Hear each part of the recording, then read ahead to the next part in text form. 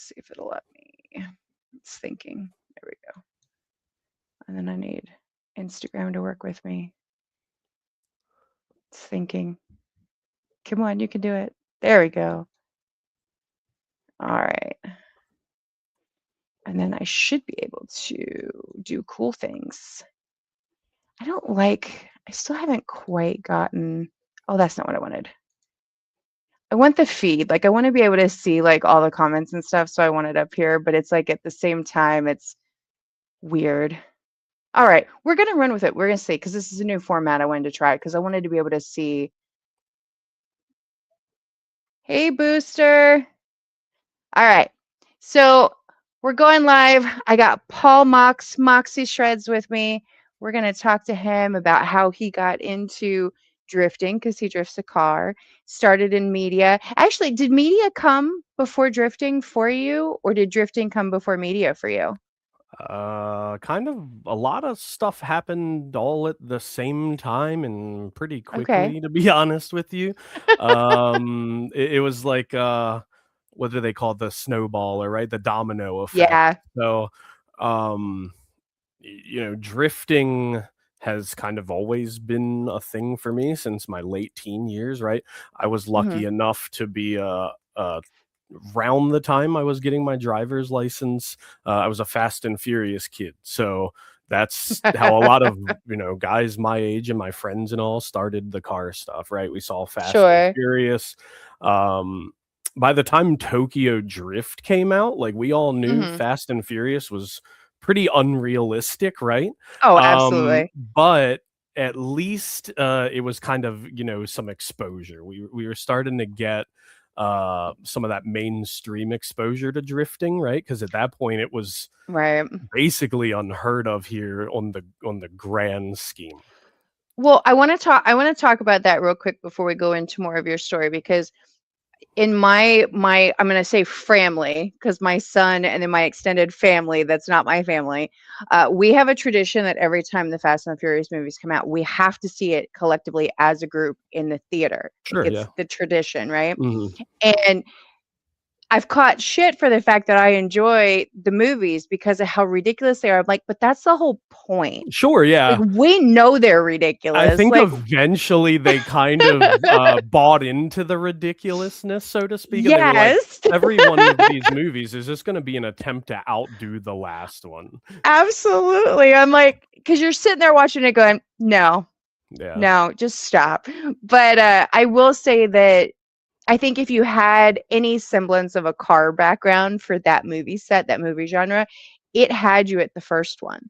Oh, yeah. Because it's like there were so many parts of it that you could relate to if you had been in any portion of that scene in your lifetime in any way, shape, or form. Yeah. There was something relatable, if you will. All right, so I'm gonna let you finish. Oh, yeah. So no, I mean, once again, that was for a lot of us, and even people that aren't into motorsports, right? Like if you bring up drifting, that's the number one reference is Tokyo Drift. Oh, absolutely. And I always I didn't even know it was a thing. Yeah, I respond with that's a horrible example pretty much every time.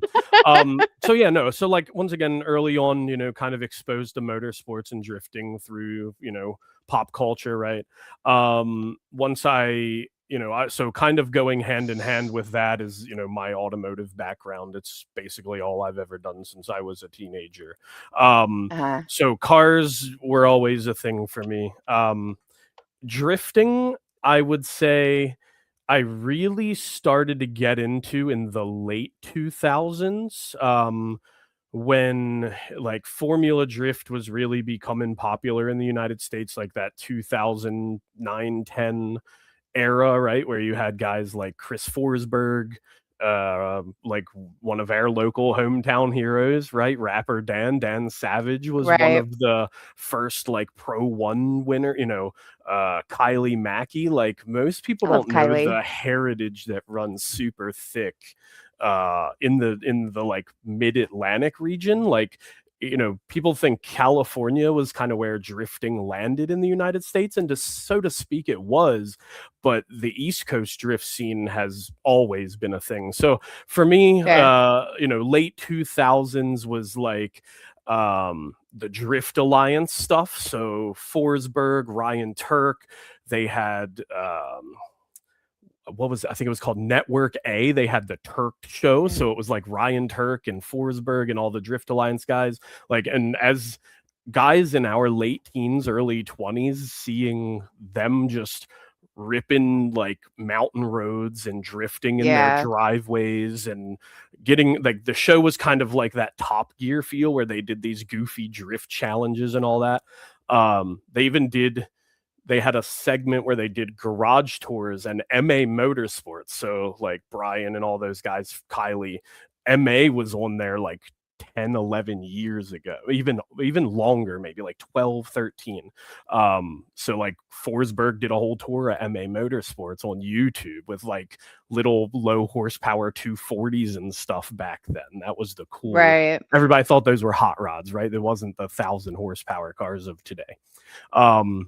So yeah, that's kind of how, and then from there, you know, too young and too broke to have a real drift car, a real race car of any kind. So you know, Sure. I had stuff throughout the years, but nothing super crazy. But video games, I had always been into drifting in video games. I don't know why. Like me and a very small group of friends, like um we like, and I don't want to just spin right into the sim stuff, but like realistically, like my exposure, a lot of my exposure drifting came from video gaming. Okay. Like there was a game called Grid that came out for PS3, like way Mm. back. Most people would have never even heard of it because at the time, like Need for Speed was real popular. Yeah, yeah, I remember that Gran one. Turismo was real popular. Mhm. But Grid had, most people don't know, a drift mode where if you went in and turned all of the like assists off, right, where you had Mhm. to really drive the car, it had a pretty, for its time, I'm talking like 2006, it had a Sure. pretty good experience. Like there Okay. was some, you know, a Nissan Sylvia and a Pontiac GTO and RX-7, right? So that was like the very first, if you want to call it sim drifting, I did. So we're talking almost 20 years ago now. Mhm. And then from there, been ingrained in motorsport, you know, drag racing, drifting, etc. So yeah, it B was. Oh, go B ahead. Sorry. Shorty 94 said that's my boy. Hi guys. Oh yeah, dude, one of my teammates. So yeah, that's yeah, well, I'm sure we'll get into that as we start to get into the sim stuff. But yeah, I got a few A- homies in the chat tonight for sure. And then Booster said Formula D had a game for the PlayStation too. It did. Yeah, I remember Formula Drift had a game. There was the, like I said, the grid stuff. You know, there's Forza, you know, a lot of the guys that are now into like the big sim stuff, they came from Forza. I don't know why that was like Okay. the platform. I remember But Forza. yeah, like Forza seemed to be um once again like the transitional start from, you know, sim drifting to where it is now, which is just its own universe. So I'm really curious about the sim stuff because I remember when we were at Grid Life, and I think both Grid Lives that we went to, the Midwest Fest and the Lime Rock one that we went to, they had sims, Hmm. and I expected them to be more challenging than they were, and I'm guessing maybe it was setting or set up. Yeah. But I expected it to be more difficult, and it really wasn't. But I'm wondering what the spectrum of that actually looks like. Sure, yeah. So, like even at Formula Drift, there's a company called Sim Magic, which is you know, really nice high end sim equipment supplier. They have a mobile setup where you can go, you can try their different disciplines out. I think they do like a drift one, they do like a track, like in a little Miata, you know, something like that.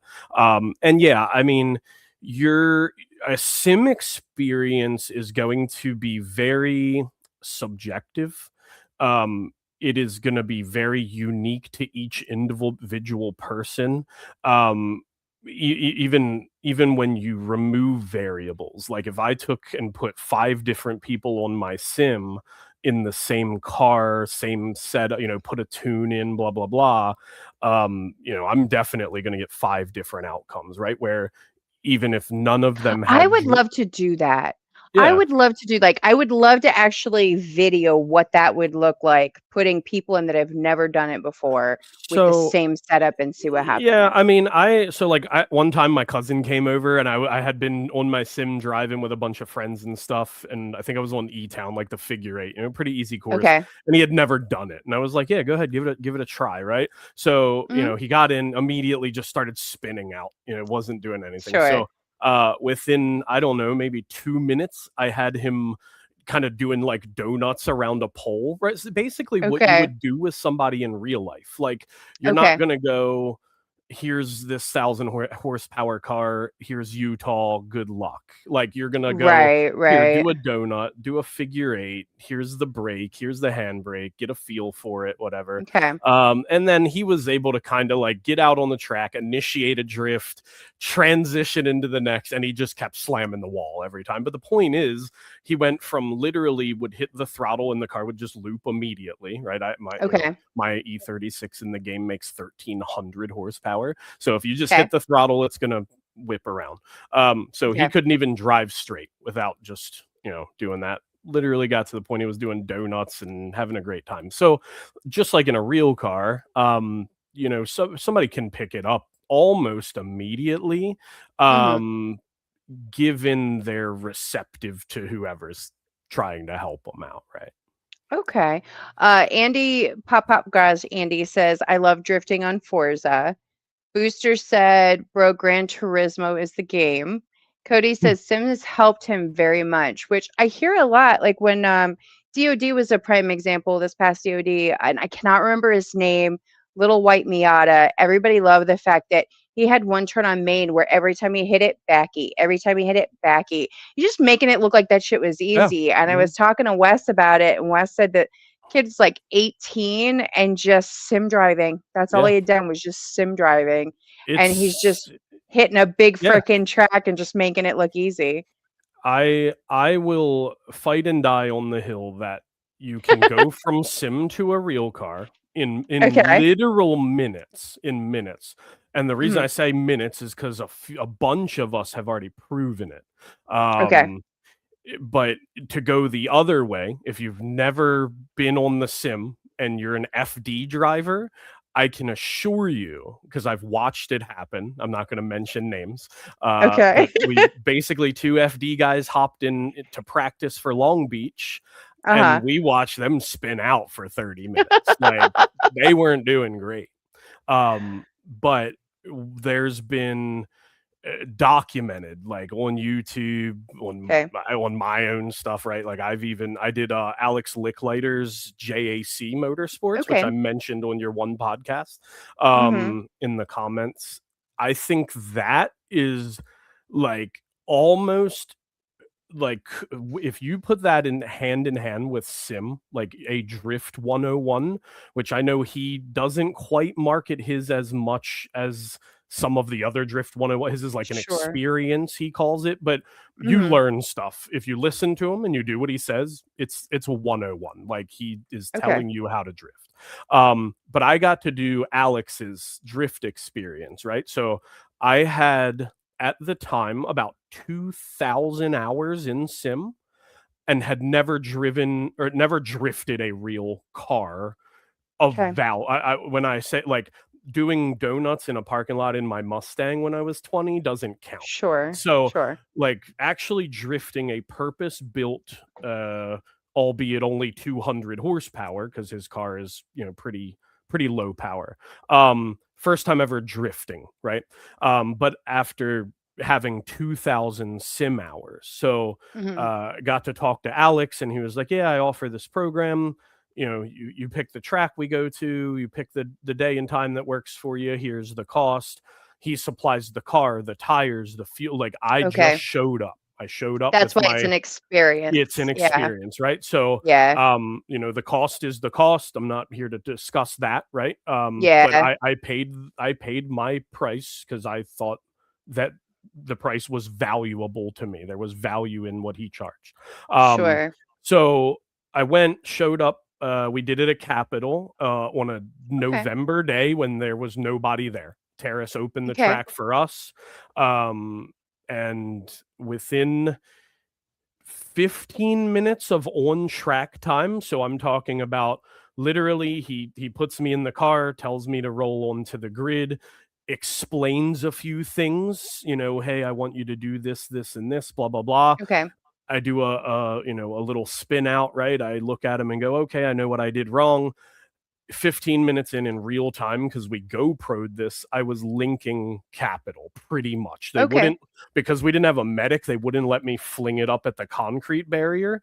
Okay. But Alex basically was like, yeah, just stay in the throttle a little bit so you're not coming all the way out of drift. So I was linking Okay. all of Capitol in basically 15 minutes in a Okay. 200 horsepower car, which is not easy. Okay. Um, Yeah. so then if you go, okay, well, that's a fluke. The winningest guy in sim drifting is a guy named Zach O'Sullivan, and he's the people's champ. Like, this guy, he's an animal. He spots for FD driver Ryan Okay. Literal. Okay. So one round, I think it was St. Louis or something a year or two ago, Ryan looks at Zach and goes, "Hey, we're gonna head to the racetrack today." And Zach's like, "Well, I thought everything was over." They put him in the car. He had never driven a real car. This is on YouTube, by the way. Mm-hmm. And Ryan Literal has a RB powered Nissan, 1,000, 1,100 horse, whatever it makes, like big power car, Okay. big tire car, full FD Pro car. And Zach gets in it, puts the helmet on, puts the gloves on. Ryan's not even in the car with him. He literally just goes, basically, don't fold it. And Yeah. Buddy goes out there and shreds continuously, like Okay. camera footage rolling. And I could keep doing, like, literally, I could just keep giving you examples Sure. all the way down to guys like me that nobody's ever heard of, right? Like, I got you. I got you. every day somebody goes from the sim to the real car. And every day more and more real drivers, or IRL drivers as we call them, whatever, guys that are out in real cars, Sure. are getting sim setups because they're starting to see the value in it. Yeah. Well, and I can see the value too. Like Dave MC on here says best game so far is Assetto Corsa. Mhm. I can see the value in checking out a track if you've never been to it Oh yeah. prior to going. Absolutely 100%. And B Shorty says shout out to Zach. And then Cody said I just drove Kenny's 500 horsepower E36. Got in got in 3 laps all from practice on sim. Yeah, I saw that So there's footage. Yeah. definitely Yeah. value for I sure. saw that footage of him driving Kenny's car, and Mhm. you can hear the confidence in the way he's driving, right? And Sure. that will come from sim time, because you lose that sense of getting in the car and I don't know what to do with my hands, right? Like, Yeah. you may not have the G forces, and you may not have all the stuff they're gonna say sim doesn't do for you, but what it Yeah. does do is fast track the fly swatting. It fast tracks the, oh my God, I've initiated the car sideways. Now what? For Yeah. sim guys, it just automatically happens, right? I had somebody send me, I can't remember who it was. Might have been Maddie. We were talking about the whole sim experience, and she's just now like learning doing like Mhm. the 101 style stuff in different spaces. And she sent me something about a sim from what did we just have? PRI, and Mhm. it was like $125,000 Oh, rig, but you're like yeah. bouncing and like Yeah, motion floating and like rigs all and with it. stuff. Yeah. Yeah, that's a little overkill. I mean, as cool as it would be, rather unnecessary, right? So, and Andy says, I can't sim drift for shit. Andy, I understand because I think when you're so used to being in the car, it's hard Mhm. to make that Yeah. difference. Yeah. I've tried the sim, and like I said, I found it very uneventful, but Mhm. I would wonder what I would think. And that might be on my list for this year is I might do a 101. I've been offered a car multiple times just so that I can do the whole footage thing. And I may do one of those this year. Dave says best example would be Manoa, rookie season in Oh, F2. yeah. I mean, Hero Manoa. I mean, Max Yep. Verstappen. Like, if we want to talk big stage, like Yep. Verstappen was literally what I think Gran Turismo or Forza, whatever. Right. You have like NASCAR guys in World of Outlaw racers and stuff that came from World of Outlaw, and they get sponsored to go drive a real car. Like, it's called a sim for a reason. Like, it's simulating something. Yes. Nowhere ever did any of us claim it was a 1-to-1, which is the goalpost always gets moved rather quick, right? Yeah. And I think it's because there's that little bit of feeling threatened, if you will, where people It's go, fair. "Oh, okay, so you can drive in the sim, but I had this out with somebody on Instagram not long ago, where the comment was literally like somebody said, if you can drive on sim, you can drive a real car. That was it. That was Okay. the start, middle, and end. If you can drive in Okay. sim, you can drive a real car. Somehow it went to the stresses and painstakingness of running a race program and how sim people have no idea. Bro, nobody said anything about that. It was, if you can drive on the sim, you can drive a real Right. car. We're not talking about being the next Chelsea Denofa. And Yeah. that whole thread got Chelsea Denofa to come out of the woodwork. And the guy Zach O'Sullivan I mentioned a little while ago, I have a feeling there's something brewing behind the scenes for the two of them to go against each other. Because this was in an Assetto Facebook group that Chelsea came in and made a comment and was like, I'll supply a car. I'll supply you come up with the layout, because Love it. this best sim drifter in the world could never, ever, ever in a million years compete with the likes of a Chelsea Denofa, right? Well, we might find out. Like, literally, like Yeah. I know Zach, and I wrote Zach and was like, bro, tell me this is happening. And all I got was the little winky emoji, trying to be sneaky, whatever. But we, like, once again, dude, like, sim guys, is Zach going to go out there and walk Chelsea Denofa? No, he's not. It's Chelsea Right. Denofa. Denofa Sure. is the Michael Jordan of our sport, bro. But the fact that Denofa feels so inclined to challenge somebody means Right. we're a part of the conversation, right? Yeah. You don't see Tom Brady out, going to Yeah. high school quarterbacks. Come see me on the field, because Right. Brady ain't Right. worried about it. Maybe the Uh-huh. FD guys are a little nervous. I don't know. Sure. But look, for those that understand what you can take from sim. I'll give you an example. Like, so I have a pro-am, a Formula Drift pro-am driver that Hmm. I've been, if you, for lack of a better term, sim coaching. Um, Okay. and we started late, at kind of the later half of his season last year. Um, and it was very much at that point just a diagnostic approach, where it was a lot of footage watching and a lot of reviewing tape and going, okay, here's where improvements need to be made, and here's this and here's that, and kind of that diagnostic step, right? And Okay. from there, we were then able to go into the sim, literally recreate his car one for one, to the down to the dyno graph, all that stuff. His angle kit, it is a one for one of his car. Is Okay. okay, as close 0.99 to 1, right? Sure. I got you. Because I all got you. I the got you. naysayers out there. But we literally were able to create his car. I have a series of cars that can be competitive in a pro-am type, so somebody for him to drive against, not Yeah. just a car completely at the other end of the spectrum. Right. I furnished like a 700 horsepower car on a 265 tire, blah blah blah, and we started really kind of getting after it, right? Going, Okay. all right, here are the things we see in the tape. Here are the things we can work on in the sim that I know for a fact will one-to-one translate over, right? Okay. So I'll give you an example. FD or Orlando, the banked wall at Orlando, Yeah. right? Yeah.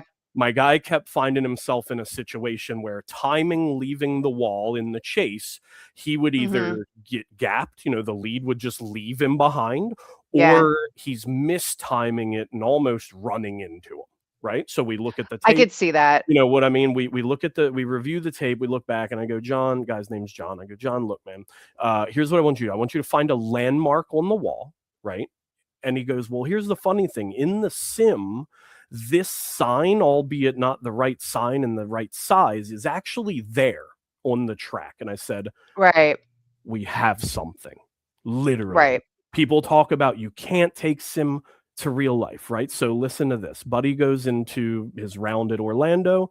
We now have our landmark where I told him, I said, John, no matter what the lead car is doing, I want you to leave the wall at that same spot every time, right? Okay. Buddy goes out and practice. He does it the first time and he's dooring the shit out of Buddy down the bank, literally all the way through it. Same thing. We move into qualifying. He's nailing it every time. Why? Because I've now given him a consistent point to aim for. When before he's just wing every, you see the bank Trying to coming figure it around and out. you're winging it, right? So Yeah. things like that, I am an advocate in being able to take from sim to real life. Now, the next thing where you go, okay, me and Rome Charpentier, before Hot Pit last year when he won Hot Pit, we did a bunch of Irwindale laps. The problem is it's not the right size. And he knew that. When you come around the big bank, the first wall at Irwindale, in the game, it is much closer, right? So you transition and you have all this speed to peel off. Where in real life, he goes, no, I have to reach way out to that wall. Like I have to actually push the car to it. So as long as you understand the differences between real life and sim, that's where most of the naysayers, if you want to call them that, go wrong. Sure. They have this closed-minded, oh, well, if it's not perfect, it's not for me. And nothing's perfect. Yeah. Well, I think you're finding like the spot on the wall, like the sign. It kind of reminds me of in dance when if you're in a spin, you have to find a point to look at each time you do the spin because your eyes, you don't want your eyes doing the spin the whole time. So it's like a point you stop, a point you stop. You're like your eyes have to stop. Yeah, you're aiming for consistency, and in drifting, consistency is what wins drifting. Literally, like as a judge, that is if I had to, if somebody said, "Hey, what's the number one tip to winning a drift competition?" Being consistent, not 100-point run 1 minute and a 50-point run the next. A bunch of 88-point runs will get you the win. Sure. All right, let me go through comments here real quick. Beach Shorty said, I drove in real life for 2 years and I'm still learning how to be a robot on a sim. He was doing it the hard way. He drove a SR20 240 with manual steering. That boy's forearms had to be like tree trunk. Right?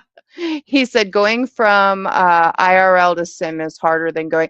I hear that a lot, actually. I hear that if you start on sim, it's easier to do the transition. But if you start in the car first and then do the sim, it doesn't seem to compute the same way. Correct. Not that it can't be helpful, but it just doesn't compute the same way. Andy says, yeah, I can see that. I'm so ass. Put my anywhere. I'm not sure what happened there, Andy. He said, I'll hit every zone within 3 laps. I'll spin every turn on sim. Andy is one of my favorite drivers in like to watch in real life drive. And anytime I'm trackside and Buddy goes, hey, let's go for a ride along, just stop, like whatever I'm doing, like whoever I'm talking to, hold on, I'll be back. Like, bro, he has this what's cool is he's got that like luxury where you still have like AC and like we're sitting on grid and it's 60 degrees and like you're in these big cushy seats and the car's so stylish, and he drives the car the way the car looks. Like I hope people understand that. Like when you see the car and you go, it's flashy and it's kind of aggressive and it's kind of like got that hot boy vibe to it. Like he has that swagger to his driving, and I love it. It's pretty cool. We were talking about when I was at Dominion, because I had everything go sideways with like the van and then getting the Jeep and the camper and like all the things, I didn't touch all my footage from Dominion, which I was like, I felt really bad about because Dominion was a lot of fun and I was glad to finally like experience drifting at Dominion. And I had hopped in with Andy and I hopped in with Travis and I went back through Andy's video and all I really wanted to do was do the whole like small world effect with the Mm-hmm. 360 camera. But he loved it because he could see his hands. Oh yeah. And one of the things that he said that I hadn't even thought about, and this is where I'm always like in awe of you guys sometimes because I don't have the technical background on cars. And part of that's because I don't care. Sure. I do, but I don't like, so I Well, don't it's need to retain all know, of it. right? It's need to know. And if you Exactly. don't need to know, you don't care, right? I Yeah. get that. But That's one of the things that he perfectly fine. mentioned is he was Wise Fab, when we were at DoryCon, he has a Wise Fab angle kit. Mm-hmm. And that was what he was talking about, was the difference between when he didn't have it, Oh yeah. fighting and holding Mm-hmm. onto the Yeah. car versus having the angle kit. And he's like, I'm just chilling, you Sure, know? yeah, 100%. Well, and that's why I like to get those cockpit videos that I get where I'll strap my Hmm. cinema rig to their like roll cage or windshield or something like that. That Right. way, they literally can go back and see kind of what they're doing behind the wheel. Just FYI, you're not moving, but I can hear you. Did I lose you? Oh, I lost him. Where'd you go? All right. Sorry, guys. We lost Paul. I'm going to look through the comments while I wait for Paul to come back. Let's see. Who else do we have here? We've got, let's see. Is that him? He's trying. Are you there? Are you I'm back? I'm here. I'm just trying to figure out why the camera quit. That's crazy. Yeah, I was gonna say I could hear you. I don't know where you went visually because you just kind of like stalled and paused, but there you are. Now you're There back. we go. All Yeah, right. that was So weird. B Shorty says, yeah, I've learned a lot from Sim to where to put a car in a zone, when to left foot brake. Cody said, Paul, are you going to be doing the North Atlantic drift comps on Sim? They kicked me out of those. I did. Oh, good Yeah, job. yeah. What'd you do? I did too good, and they said Oh, no pro drivers, even though I'm not a pro driver by any means. Um, okay. so I'm not joking, but unfortunately, yeah. So I know what Combi's talking about, and they are Okay. a more grassroots street car Okay. So you're style. you're you're good enough at it at this point. You don't qualify for grassroots, is what they're telling you. So me and Reese, Reese. Okay. Me Yep. and Reese entered and got first and second after like 9 OMT battles. And they were like, we're tired of this. Like we have to pick a winner. So they were like, yeah, next round, unfortunately, you guys Aw, can't come back. So, but no, I appreciate that. I appreciate what they're doing. They're trying to keep it more kind of like entry level stuff, right? So that's fair. but what's cool is that like on the organizational side of things, they are like top tier. So they're like the crew that hosts, and they're like I've guest judged since I couldn't drive. I've done some judging and stuff for them. And yeah, they're one of my top like recommended if you want to get into sim competition and are looking for Since like a starting point, right? since we're talking about judging, Mm, I have experienced what judging looks like, and you were actually at one of the events yeah. judging. Um, would you rather judge sim or in real life? In real life, I think, Okay. because in sim everybody's hidden behind the keyboard, right? You get that little Yeah. bit of bravery. Sure. Where in real life, you still We got to you take it still on the get them chin. got you still get them guys that they'll say We what they do. gotta say, right? And I love it. Yep. But Yep. it's not as the IRL stuff isn't as cutthroat. You know what I mean? Like sim can be very toxic. Like Okay. it can be rather toxic at times. And I think it's because there's not quite as much of an investment as real competition.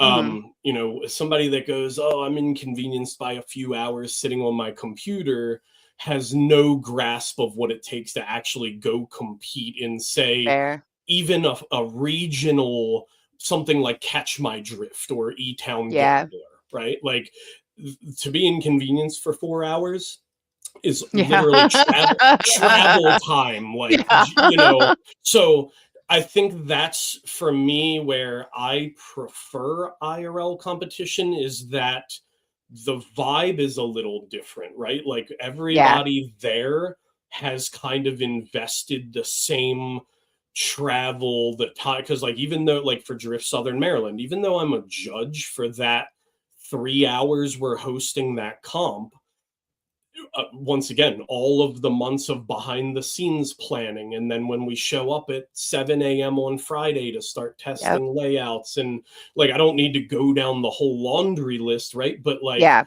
we as staff at that point have heavily invested. The drivers have so there's this little bit more mutual respect, I think, for the organizers.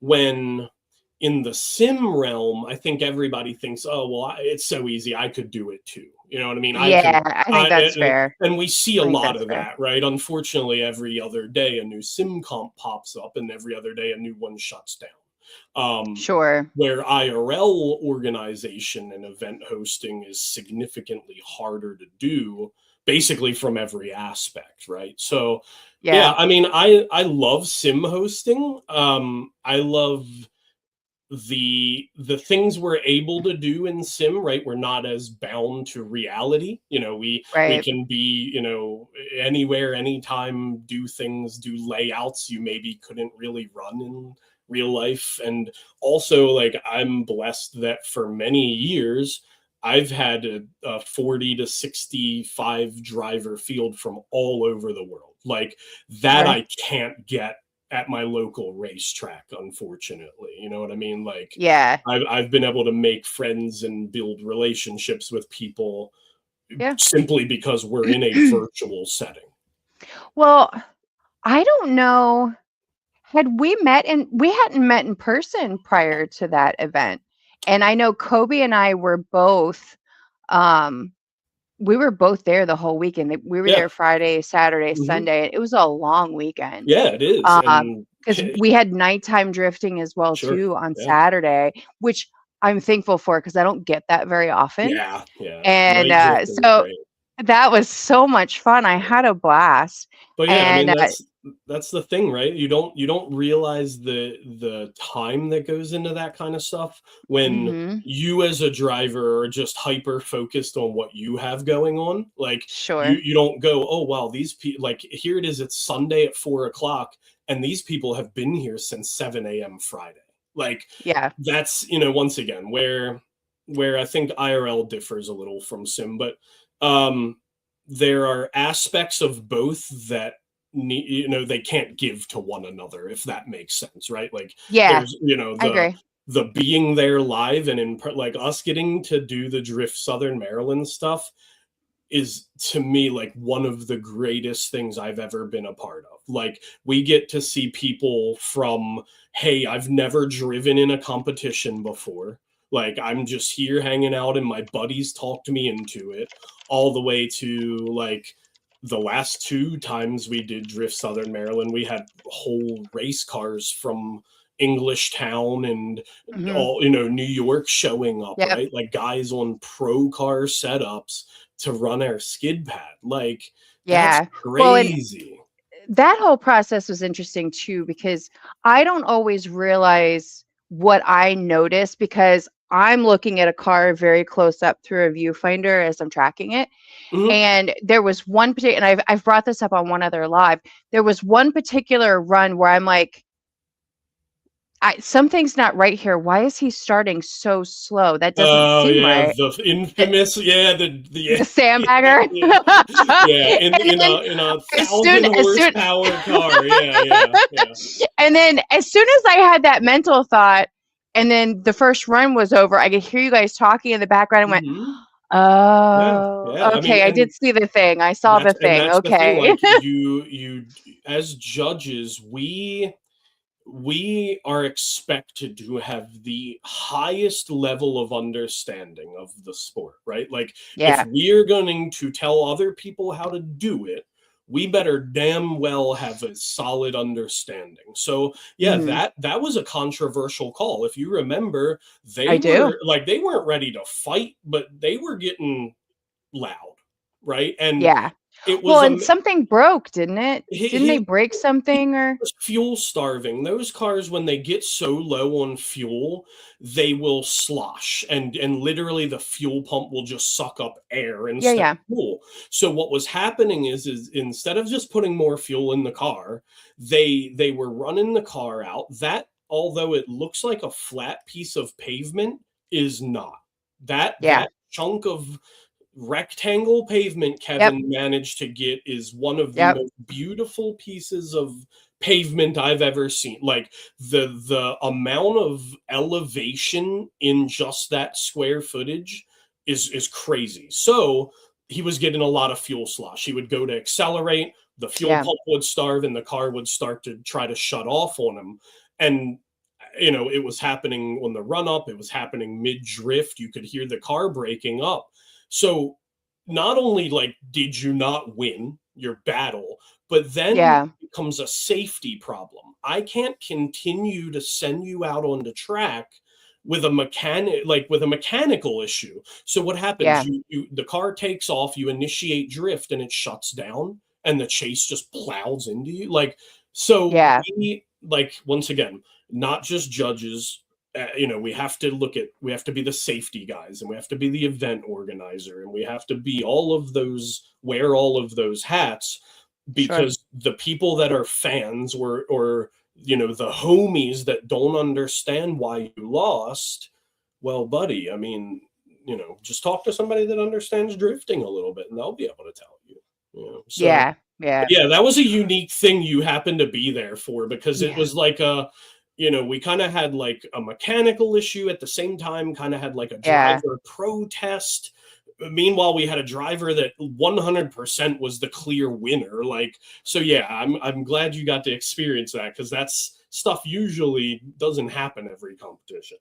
Yeah. Well, and I can definitely say that through my course of doing all of the media stuff, I feel like I've had a lot of experiences that other people may not have gotten to have, Yeah, and I'm really yeah, thankful for that.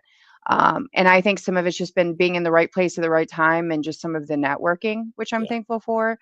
And but it seems to keep contributing to like noticing things as I go. And now sometimes I get, shot as the messenger because I provide the feedback to the people who need the feedback, and then I'm wrong. I'm like, well, no, that's the feedback I got. It doesn't mean it's my opinion. That happened to you and I, as we had a conversation with somebody rather recently, didn't it? As we were going, Yeah. hey, here are some things we know to be true in the drift Uh-huh. community, and that person denied it right to our face and was like, no, that's not the problem. So yeah, I Yeah. know exactly what you're talking about. Yeah, Yeah.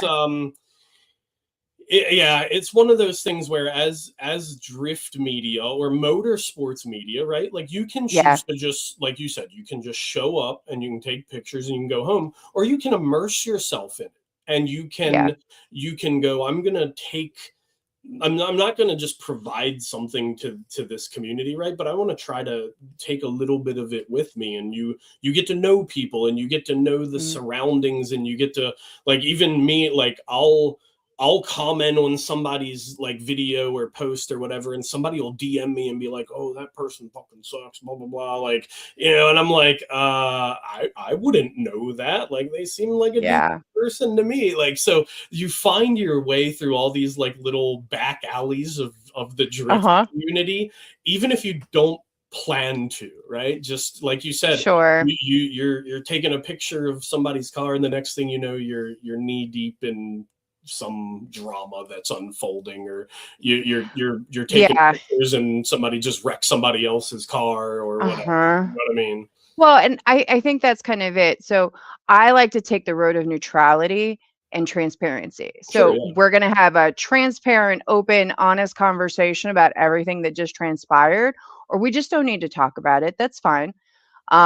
Because I get put in a position a lot of times where there's like two sides to the spectrum and everybody wants me to pick a side. And I'm like, I'm happy to hang out in the color in the middle, guys. I don't need to pick Yeah. black or white. Yeah. And I know that there are things that happen in the background and there's conversations that happen in the background. And I am sure there are some things that I do that hold me back in other spaces. And I'm absolutely okay with it because I know I'm doing the right thing per And myself. you got to have the integrity, you know what I mean? Like you Yeah. gotta, and that's the thing, right? You may, if any time a door closes in front of you because you didn't talk crap about somebody along with somebody else, or you might be friends with, so like if it's that conditional, it's not the right opportunity for you anyway. Agreed. Like, Yeah, agreed. if somebody, and that's like kind of where I've gotten to with the media stuff, right? Like I have become very selective in what I'll show up to, Sure.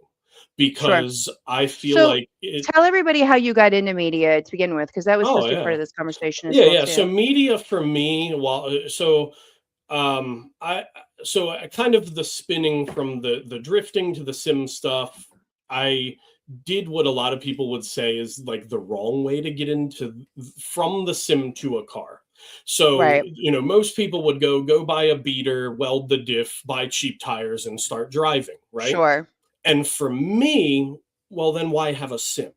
Why have Right. a sim that I can hop on any time of day that can be my 200 horsepower welded diff? Like for me, I don't need that car because I can get Right. way more practice from behind my sim than I'll ever get in that car that I'll constantly be fixing, that I'll Right. And constantly fighting. be fighting with, because let's face Mm-hmm. it, I'm trying to get it to do something it was not made to do. And Right. even though it may be the virtuous thing according to Facebook, Right. why tie your feet together to run a relay race, to Yep. spite people, right? Or to Sure. please anyone. So I'm that idiot that said, oh, I want to drift, let me just go ahead and build a pro car. Let me just go Right. buy a shell and buy a V8 and buy a dog box and buy Holly EFI and all this stuff and a cage kit, and I'm gonna build a race car, and nobody's gonna tell me different, right? Right. And then I did my drift day with Alex Licklider and bought a second BMW because, well, one wasn't quick One wasn't enough, enough. one wasn't happening fast enough. So I made the mistake of buying a second car that I've now spent 2 years building alongside my quote unquote competition car. Okay. So that's kind of how my transition to drifting from the sim is going, and the way media ties into that. I realized quickly that time and money are the two things it takes to build a race car. Sure. And the caliber of the two cars that I have built or am building take a lot of time and money. Right. So media was a way for me to get on track and be around drifting and hear the engines and smell the tire smoke without having to have a car, right? Like I can get, Don't forget you have to yeah, inhale and eat all the yeah, rubber all the that oh, flies away as well I've too. been, oh, yeah, that's, I've hotel showers have been just black from tires that I've washed Yeah. off me. But that, so yeah, literally, media was, I was like, okay, I've been involved in sim drifting. I've watched drifting on YouTube and TV. I've been a spectator for so long. I've invested all the, by this point, I'm now 2,500, 3,000 hours into sim. And that's sim driving. Like that's hard Right. practice, not just effing off, going, oh, I got all these hours and 50% of them are me sitting in lobbies while I'm bull crapping with my homies. Like Yeah. it's actual good, hard practice driving. Um, Cody says it took him 2 years to build his S13, so he yeah. completely Yeah. understands. So media was like, okay, I can go get a camera for way less than a drift car. Right. I can be on track today. All my friends are out there driving and I can be there with them. Right. So Right. I happened to kind of be in the right place at the right time. Got a camera, got, not the greatest equipment, right? Like my very first event I shot on a Rebel T3, wasn't even a Okay. T3i, like it was a basic T3 with kit Yeah. lenses. I just had the Lightroom app on my phone. Like I didn't know, I knew what I learned off YouTube in the 6 months leading up to it. But So, weird question because it's a yeah, media yeah, question. Did anybody at any point in time give you shit about the gear that you were using no, for media? no, I When actually, I oh, when go I ahead. did Sorry. people photography, I had Hmm. people ask me, "How did you take that shot? What are you using?" Like that Yeah. sort of thing, and I would tell them that I was just using my Nikon with the kit lens. They're like, "How'd you get that with the kit lens?" I Oh don't no, it's fucking know. not hard. Yeah. I No, edited. It's fine. yeah, in fact, I had like I was lucky enough that I had a mentor who was a FD. He shot for FD. He was a filmmaker, like he's DP on film sets, music videos, commercials, all Right. that. So I once again had a mentor and somebody that was willing at literal no cost, right? Like this person was kind enough to basically take me under their wing and go, hey, gear, you look at this, stay away from this, Right. technology programs. So I did get a little fast tracking, right? So I have to, Okay. Lauren Henley, I got to give him credit. Like I was lucky that I had a great mentor early on, but also right place at the right time. Like I'm 10 minutes from Capitol, and Yeah. the first drift event Marco Garza with MA held there. I it just so happened that I was ready to start shooting drifting, and Capital that day was this will go down in infamy, was handed a drift scene on a silver platter. Like Yep. you had MA Motorsports and all their years of backing. You had Marco fresh up from Drift HQ, and they were like, you want a drift culture of hundreds of people, here you go, and we can Yeah. talk about what happened from there. But I happened to be there for that very first like Capital Drift parking lot event, where it Sure. was everybody who was anybody in mid-Atlantic drift scene was there. So So, one of the things that you said has been something that's been kind of a common theme when I talk to other media people, because very often I get asked why I do it. Because mhm, as you very well know, like you became selective about, what you decided to do with your time because there's time, there's money, there's expense, there's gear, mhm, like there's all these things and risk as well too. Um, and I think the hard part with motorsports is I think some people think that they're going to show up and somebody's going to want to throw money at them. no, And I think it's the same thing too, like sometimes with the drivers, like they're like, oh, yeah, I'm going to get sponsorships. So, like, you're so cute. Yeah, yeah, you might one day, maybe if you're lucky, but you're probably going to sponsor yourself. sure, And, but one of the common themes in my conversations is if you keep showing up, you're going to be in the right place at the right time because yeah, every single media person that I have mhm. spoken to that has done something big, and we'll use Larry Chen as a prime example. He was a paparazzi Oh photographer yeah, at the beginning. 100%. Yeah. Wasn't anything he wanted Mm-mm. to do. Nope. He got into the drift scene at the beginning of the drift Yeah. scene here, Yeah. and he was good at it, Mhm. and he'll even say he was in the right place at the right time and he figured That's it out. that's kind of what it takes, is a little bit Yeah, of that grinding, and I think when it comes to that understanding between, like, we can set the record straight now, like that understanding between media and drivers has to be the media people that show up unsolicited to a racetrack or to an event day, in my opinion, don't deserve to be paid a dime, right? And I'll clarify, sure. because you're showing up unsolicited, right? So how do you expect the guy that maybe spent all of his money on tires, fuel, track entry, lunch to feed his girlfriend, the cooler of water they got in the back of the truck, he is not worried about the fact you showed up that day with a camera, right? Because Yeah. there's this old saying, did drifting even happen if nobody was there to film it? Yes, it Right. still happens. Like, it's Yeah, still, the for tires still sure. squeal and the engines still roar, even if there were no cameras there. So I think what is the better way to look at this is, if you go into it with real expectations as a media person and go, I, just like everyone, have to start at zero as a Yep. nobody, very unskilled, no matter how much you spent on your equipment, right? Because we can all go spend money to, hone a craft money can't buy. Yeah. So, if you show up with the predetermined notion that, hey, I'm going to have to grind it out and do some portfolio building, and offer to kind of pay track entry maybe to some places, or shoot some events for free, yeah, that's something every single one of us has done and is probably going to continue to have to do.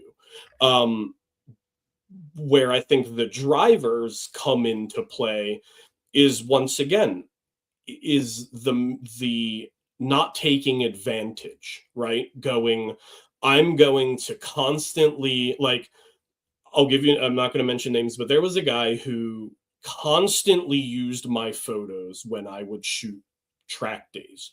And Okay. not for any profit, not for any monetary Sure. gain, but would 100% take that. Like, if I posted him on Facebook, instead of resharing my stuff, he would save my images Yeah. and post them.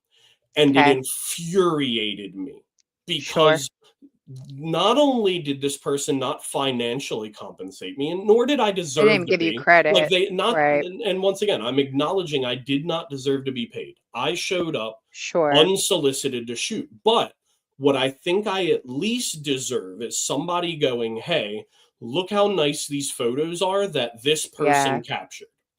Yeah. So fast forward, an opportunity to shoot a private day came up. I Mm. made it a point to take 0 pictures of that person's car. Yeah. Call That's not the call me first what time. call me what you will, bro, but it's my camera that I paid It's more not the than first what time I've your heard it. car is worth for, right? Like, because you and I have had that conversation before. Like, there are some Sure. of us that show up with a camera bag that has a value of more than a few of the cars we're shooting. Like, I've shot some Sure. clapped out stuff, $500 cars. My SD card was $500. Sure. Literally, my one little tiny component that goes in my camera was $500. So, yeah, I'm sorry that if I'm there investing my time to shoot your shit box, you should at least say my name, right? Like, Right. so that is all any driver or media person owes one another. Now, Sure. where I have got to is, yeah, I'll show up to an event here or there, but now I have people that hit me up and go, buddy, I would not have any other person but you there to shoot, and I'm willing to Mhm. pay whatever the price may be, blah blah blah, right? And that's the stuff that I'll roll out of bed for any day of the week. Yeah.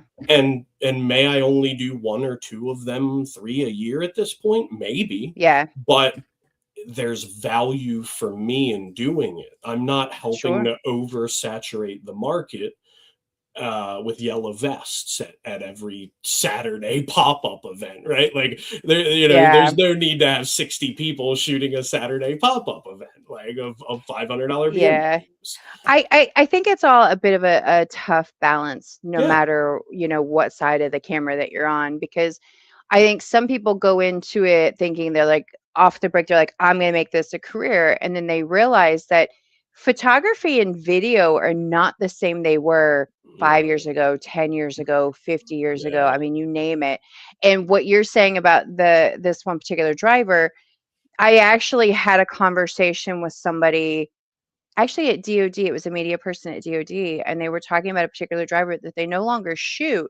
They're like, they've never paid me, they've never acknowledged my work, nothing along those lines. Why would I still put my time on them? Mhm. And I'm like, I get that, because I think very often, like even from my own experience, it's not the pro drivers that are paying you, it's the grassroots guys that are paying you, Yeah. because like even for me, my grassroots guys are the ones that are good to me. The pro drivers know that they already have free media because everybody wants to shoot their Sure, car yeah. because it's Oh, pretty or because their yeah. driving's amazing or so some people eventually realize that sometimes that's like the low Mhm, hanging fruit to an mhm. extent because if you capture that person, that car, that driving, your stuff's going to do something on social Sure. media, which is all everybody's really concerned Yeah, about, well, like that in and the that long and run. that's the problem, like, likes these days are just likes, right? Like, when Hmm. we talk about actual engagement and, like, Yeah. I'll use my own Instagram, like, if you go look at my stats on Instagram, I'm not him, like, I don't have thousands of followers and all that, but I Right. do have an engaging base. The people Yeah. that do communicate with me regularly are real people that have an appreciation for whatever it is my hand is in that day. And I'll take Right. that over 3,000 people that liked my page and have never come back. Um, Yeah. so Andy and I yeah, have yeah, talked about that before too, because he said, look, he's like, I don't have a big following, but he's like, the people who do follow me are invested. yeah. And he said, so they show up and they engage and they hang out and I know them by name. He's like, I don't care. And Concept B Shorten said, Paul, shoot a video for me, big Jeez. boy. He's being naughty. Yeah. I'm going to take a comment from Instagram real quick, and we're Yeah, going to go come ahead. back to Yeah. this. Photograph said, coming from monster truck industry, there's a lot you have to do to get to the bigger venues. He said, like me, I was in the right place at the right time. And he said, I only get called for the drag racing. And I've talked about some of the different styles of track stuff because I've actually shot a little bit of everything, and I keep trying to expand that every year. I try to do something new. And I've done the drag strip. You've got 5 to 10 seconds of information. That's it. Because Mhm. they move so quickly in such a short space that you can, like run with. Yeah. But the drag guys want something different visually than the drift guys do.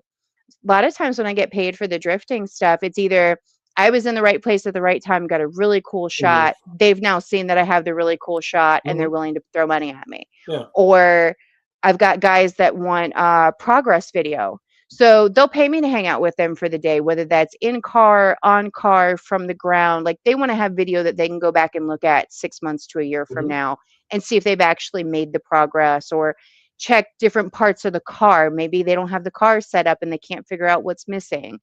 Um, but I will say that like my grassroots guys, like if I just pick a day like Capital, you know, I let everybody know when I got there, I'm like, hey guys, this is a practice day for me. I'm not here to come after your money. I'm here to hop in passenger seat for some practice. I'm going to shoot from the ground because I haven't done panning photos in forever and I'm not any good at it. Mhm. And but I had a couple of guys who are like, hey, can I just toss you like, something? And I'm like, yeah, of course you can. I said, but just get me on the next one. It's the holidays. Don't worry about it. Yeah. You know, there's this like there's a give and take to it, but I think because everybody wants to be paid for whatever the thing is that they're good at, they Mhm. feel like if they're not getting paid for something, then it's a problem. It can be over time, but it doesn't mean it is in every space. Yeah, I mean, if you're plugging away at it for years and years and years, and you're going, man, I'm just dumping money into this, and I can't figure out a way to make it Yes. profitable, then you have to Have to reevaluate. evaluate, right? You have to go, is it a time and place thing? Is it a networking thing?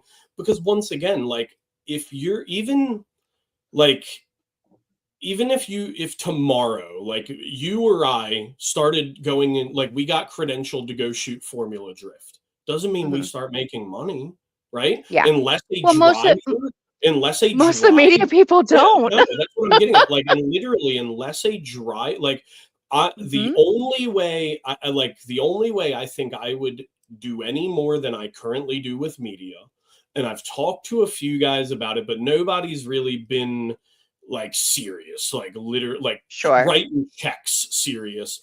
Is Yeah. it direct driver work at this point? Like, Yep. if a FD guy came to me and was like, "Hey, Same. what will it cost me for you to cover my season?"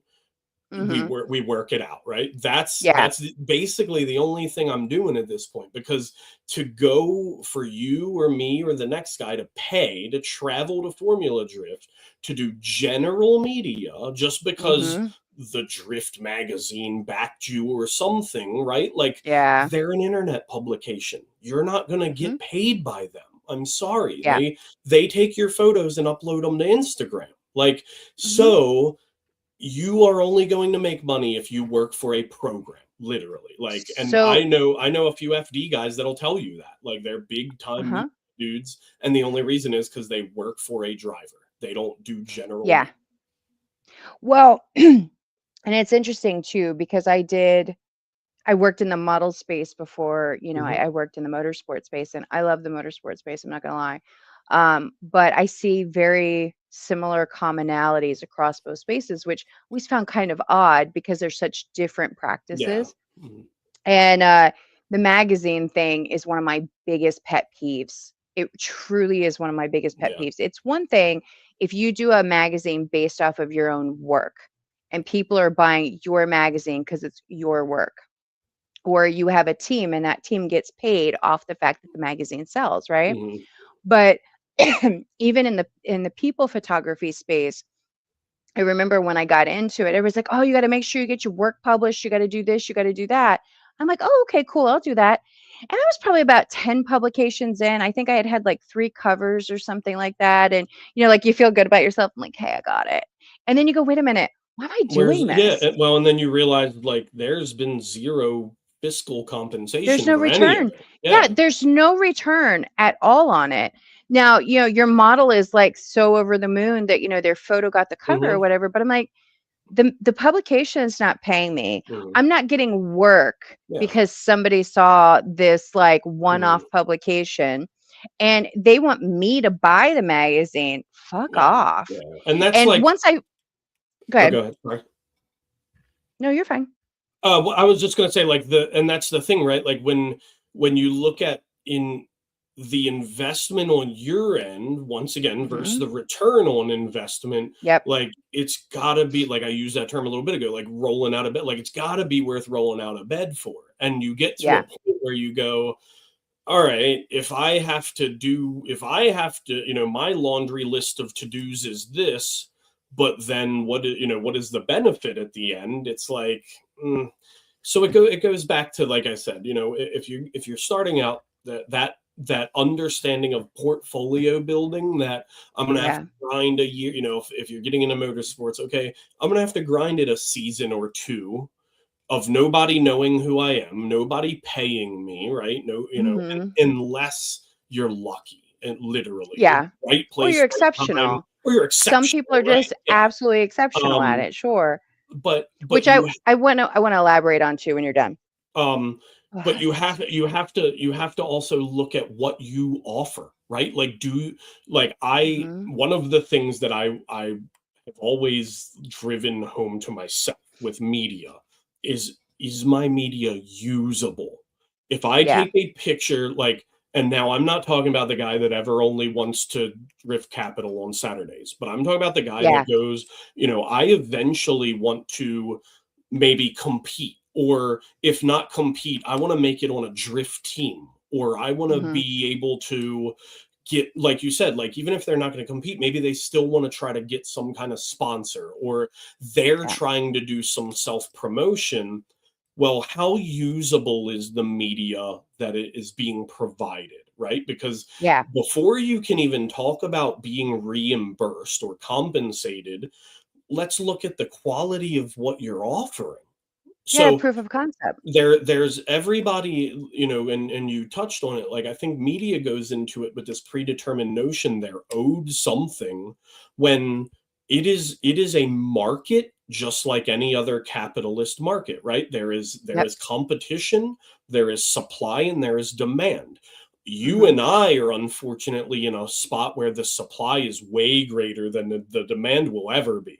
When, like I said, when I can show up to if I'll give you an example. If a drift event gets announced Friday for the next day, and there's 30, 40 media people at it, that's call me what you will, that's oversaturation. That there is zero reason for it, when 20 of those, like, this is going to be mean, Paul, 20 of those people's photos are indistinguishable from the next guy's.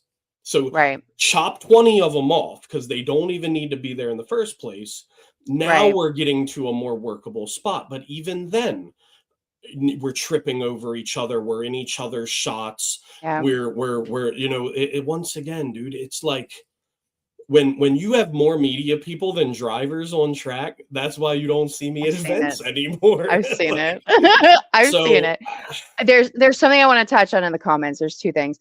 So Booster Photography, he said, or you can work for the venue itself that has their own photographers. Now, Booster, I would be curious as to what that really looks like because I have never friends seen that it. have done this. I have actually. Oh, really? So Okay. I have had several friends who work for the track themselves or the event, as a portion of like the event hosting, the in-house photographer, if you will, right? One of those particular people, he had to go out for surgery for whatever thing, so he wasn't gonna be able to walk.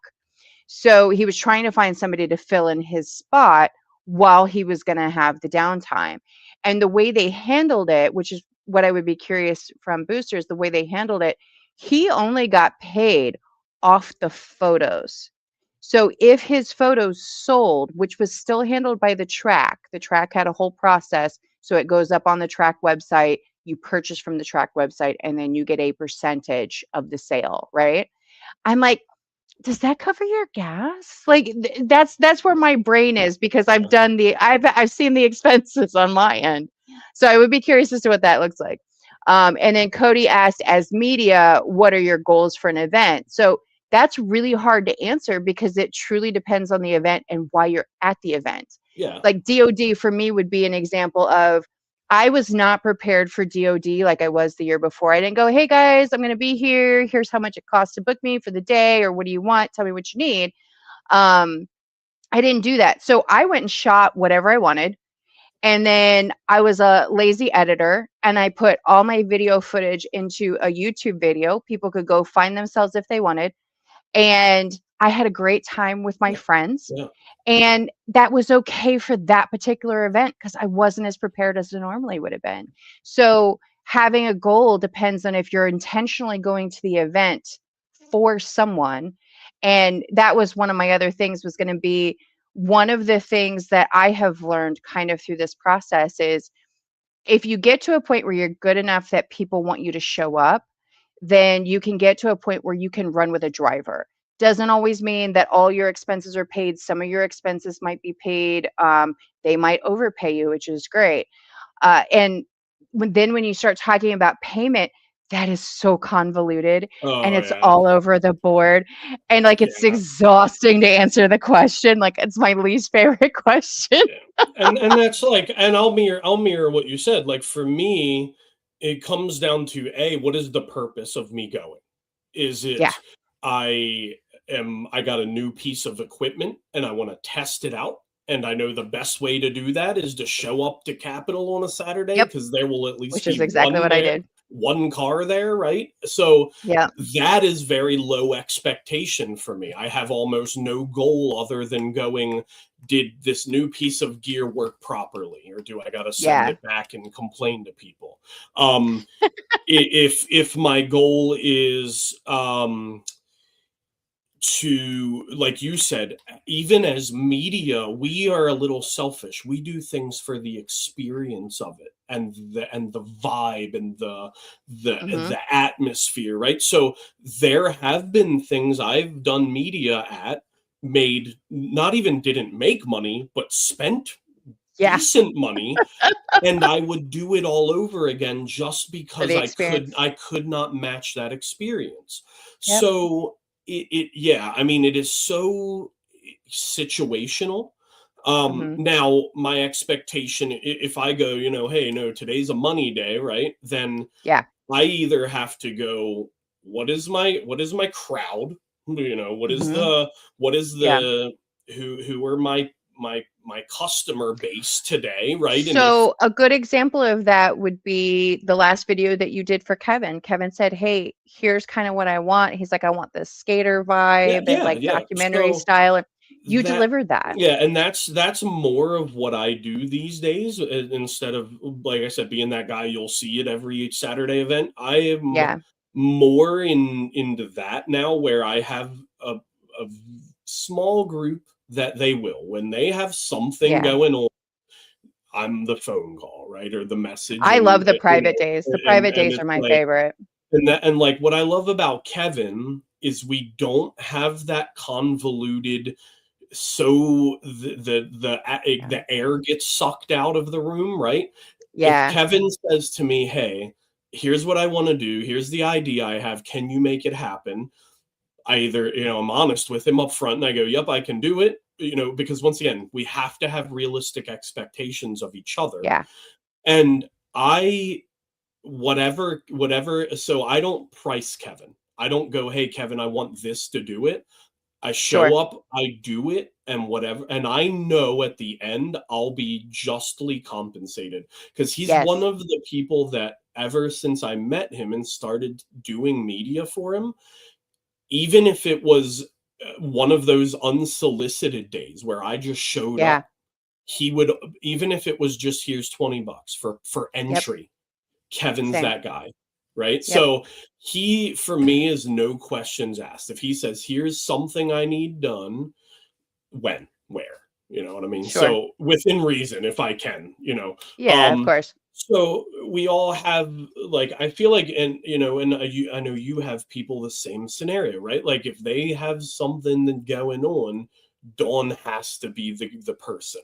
So like you said, when you get to that even small scale, when 1, 2, 3, like when you're their person, that is buildable 100%, because all it takes is a couple people promoting you and going, hey, like, you know, Dawn shows up every time we need her to, right? And she's willing to travel and she's easy to work with. And if there's something specific, like with Kevin, you know, he literally was like, hey, here is what I want done. Here's the vibe I want. Here is start to finish.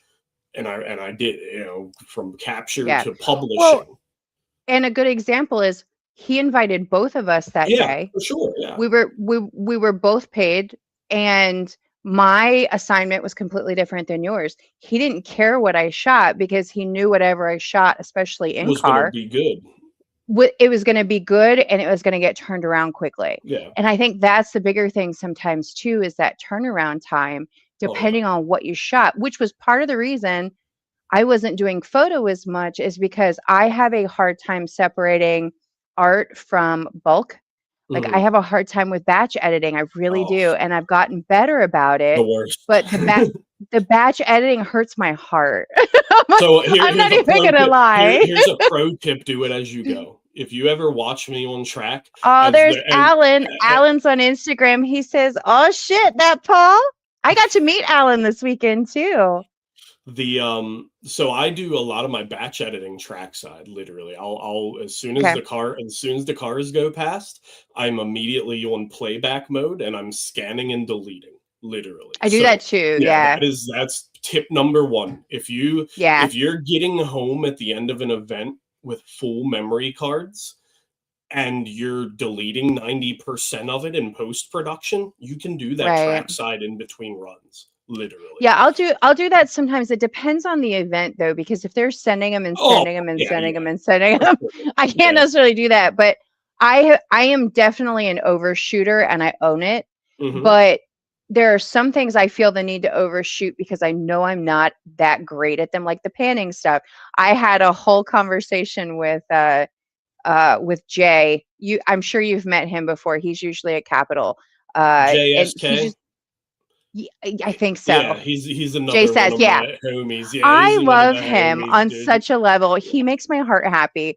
And so we were both out on track for a hot minute. He didn't stay very long, but we were both out on track for a hot minute. And I was like, look at you. I was like, you always take such good stuff. And he was doing like really like wide pans. And I love the close up of the car. Like I want to hop in the passenger seat from the photo.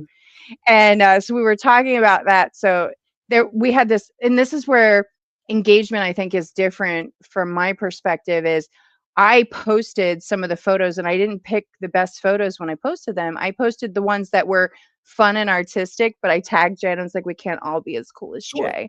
And Ethan goes, are we competing? I was like, I wish I could say that was it, but no, I'm just giving him shit because I can. Yeah. And like, when it comes to that, right? Like, you don't always have to post your best Yeah. of the best all the time. Like, Yeah. sometimes the stuff, and like you and I talked about this a few times. Like, I am not the most artistic. I don't have that, like, But you capture such a good photo that you don't have to be artistic. And I think that's it. I have a hard time with over editing, and I know it. I own it. And there's times like I sent Alan photos today and I'm like, so hey, I know they're over edited. And I couldn't pick one. So I sent him like 5 or 6 sure, photos, yeah. you know I what I mean, mean? But your photos are usually so good that I'm sure you're just doing like color adjustments and then you're like, they're shipping off. Me, on the other hand, not quite so much. yeah. I mean, I do a lot of color grading. I do a lot of like, I do a lot of like layer type work, right? Where I do. I mask I'll everything. yeah, I do a lot of mask work, and I I do mask so everything. one thing I've gotten pretty, like, I've perfected in a way is like getting my subject to pop, right? Really getting that Yes. good separation. That's why I So mask. that's where that masking comes into play, right? Where Yep. you can really almost get a three-dimensional image. So yeah, I mean, it's just a matter of the, when I'm out there shooting, right? I know my look. I know my, Mhm. like, the people that follow me and have seen my work, I would think could pick it out of a lineup, right? So when I'm on track shooting, I have kind of in the back of my mind, like, all right, here's the story I'm trying to tell, or Yeah. here's what I'm, that signature look I'm going for, right? Right. So yeah, I mean, it basically boils down to setting the camera up to get that, having to do the least amount of editing. I am a big Yeah. proponent for the more work you do on the body, the less you Yeah. have to do in post production, right? Sometimes I think that's the hard part for me because, and I don't know about for you, but our lighting changes Oh, so often as we're going around the oh, track. so yeah, I mean that, that's just, preparedness, right? And having Yeah. plenty of gear and equipment. Like, and that's where I think, like, I'll keep saying, this is a craft. Like, that's Yeah. why, I tend to get a little offended when anybody with an iPhone and a yellow vest can be media, because Sure. like you said, like, we are literally, like, I'm at a spot where, okay, if I'm standing at this part of the track and the sun is shining this way and there's no cloud in the sky, I have to run this filter stack and I have to run all of these settings in the camera. Oh wait, a cloud just came. Oh wait, Paul's standing at a different part of the racetrack, Uh-huh. blah blah blah, right? So it is like, if you think that any photography outside, really, is just one, like, you show up, you set your settings, and you're going to shoot that way for the rest of the day. Absolutely not. Like, that private day when we were with Kevin and them, I took my filter stack on and off my lens probably I 50 times. remember. Literally I in the remember. I would take a picture, take my stack off, take a picture, put the stack back. Like, it was ridiculous because of the broken up clouds. 1 minute sun, 1 minute cloud cover. So, Right. and the only reason I know how to still pull the photos out is experience, right? Knowledge, Yeah. experience, and having the right stuff in the camera bag and knowing when to use what's in the camera bag. Right. Well, and we talk about gear a lot, and very often, most photographers are like, look, it doesn't really matter what camera you're using as long as you know how to use the camera you have in your hand. And that's fair. The caveat to that, which I have learned because of the action cameras, is every camera depends on the specs that are in the camera as to what you can get away with. Sure, yeah, Like, I love using, like, right now, my current web camera is my Osmo 3.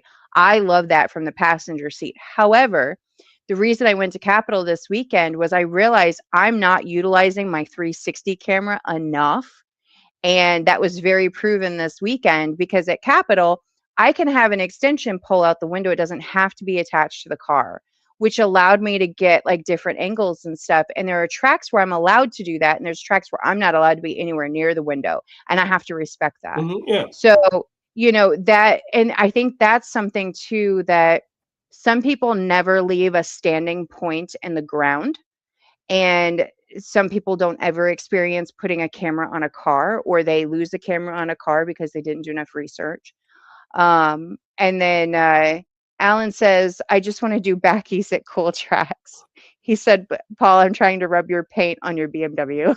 Hey, buddy, I'm ready. You don't know how ready I am. Like the fact that like, so I have this running list of people that are all ready like to tandem. Like I even had somebody like my first day out. They're like, oh dude, I don't care. Like your first day out, we're getting doors. And I'm like, you realize I won't have ever drifted with anybody. Right. I won't have ever spent time in a real car. Like he's like, oh, I don't care. All your sim time, you'll be just fine. I'm like, okay. Alan just said, you ain't ready, baby, but I'm coming to get it. Yeah, we'll do it, man. Cody says, do y'all have certain venues that you like to shoot more than others? I mean, it depends, I think.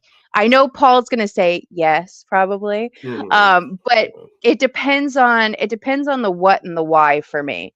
So Capitol and Shenandoah are the places that I can play because I'm allowed to.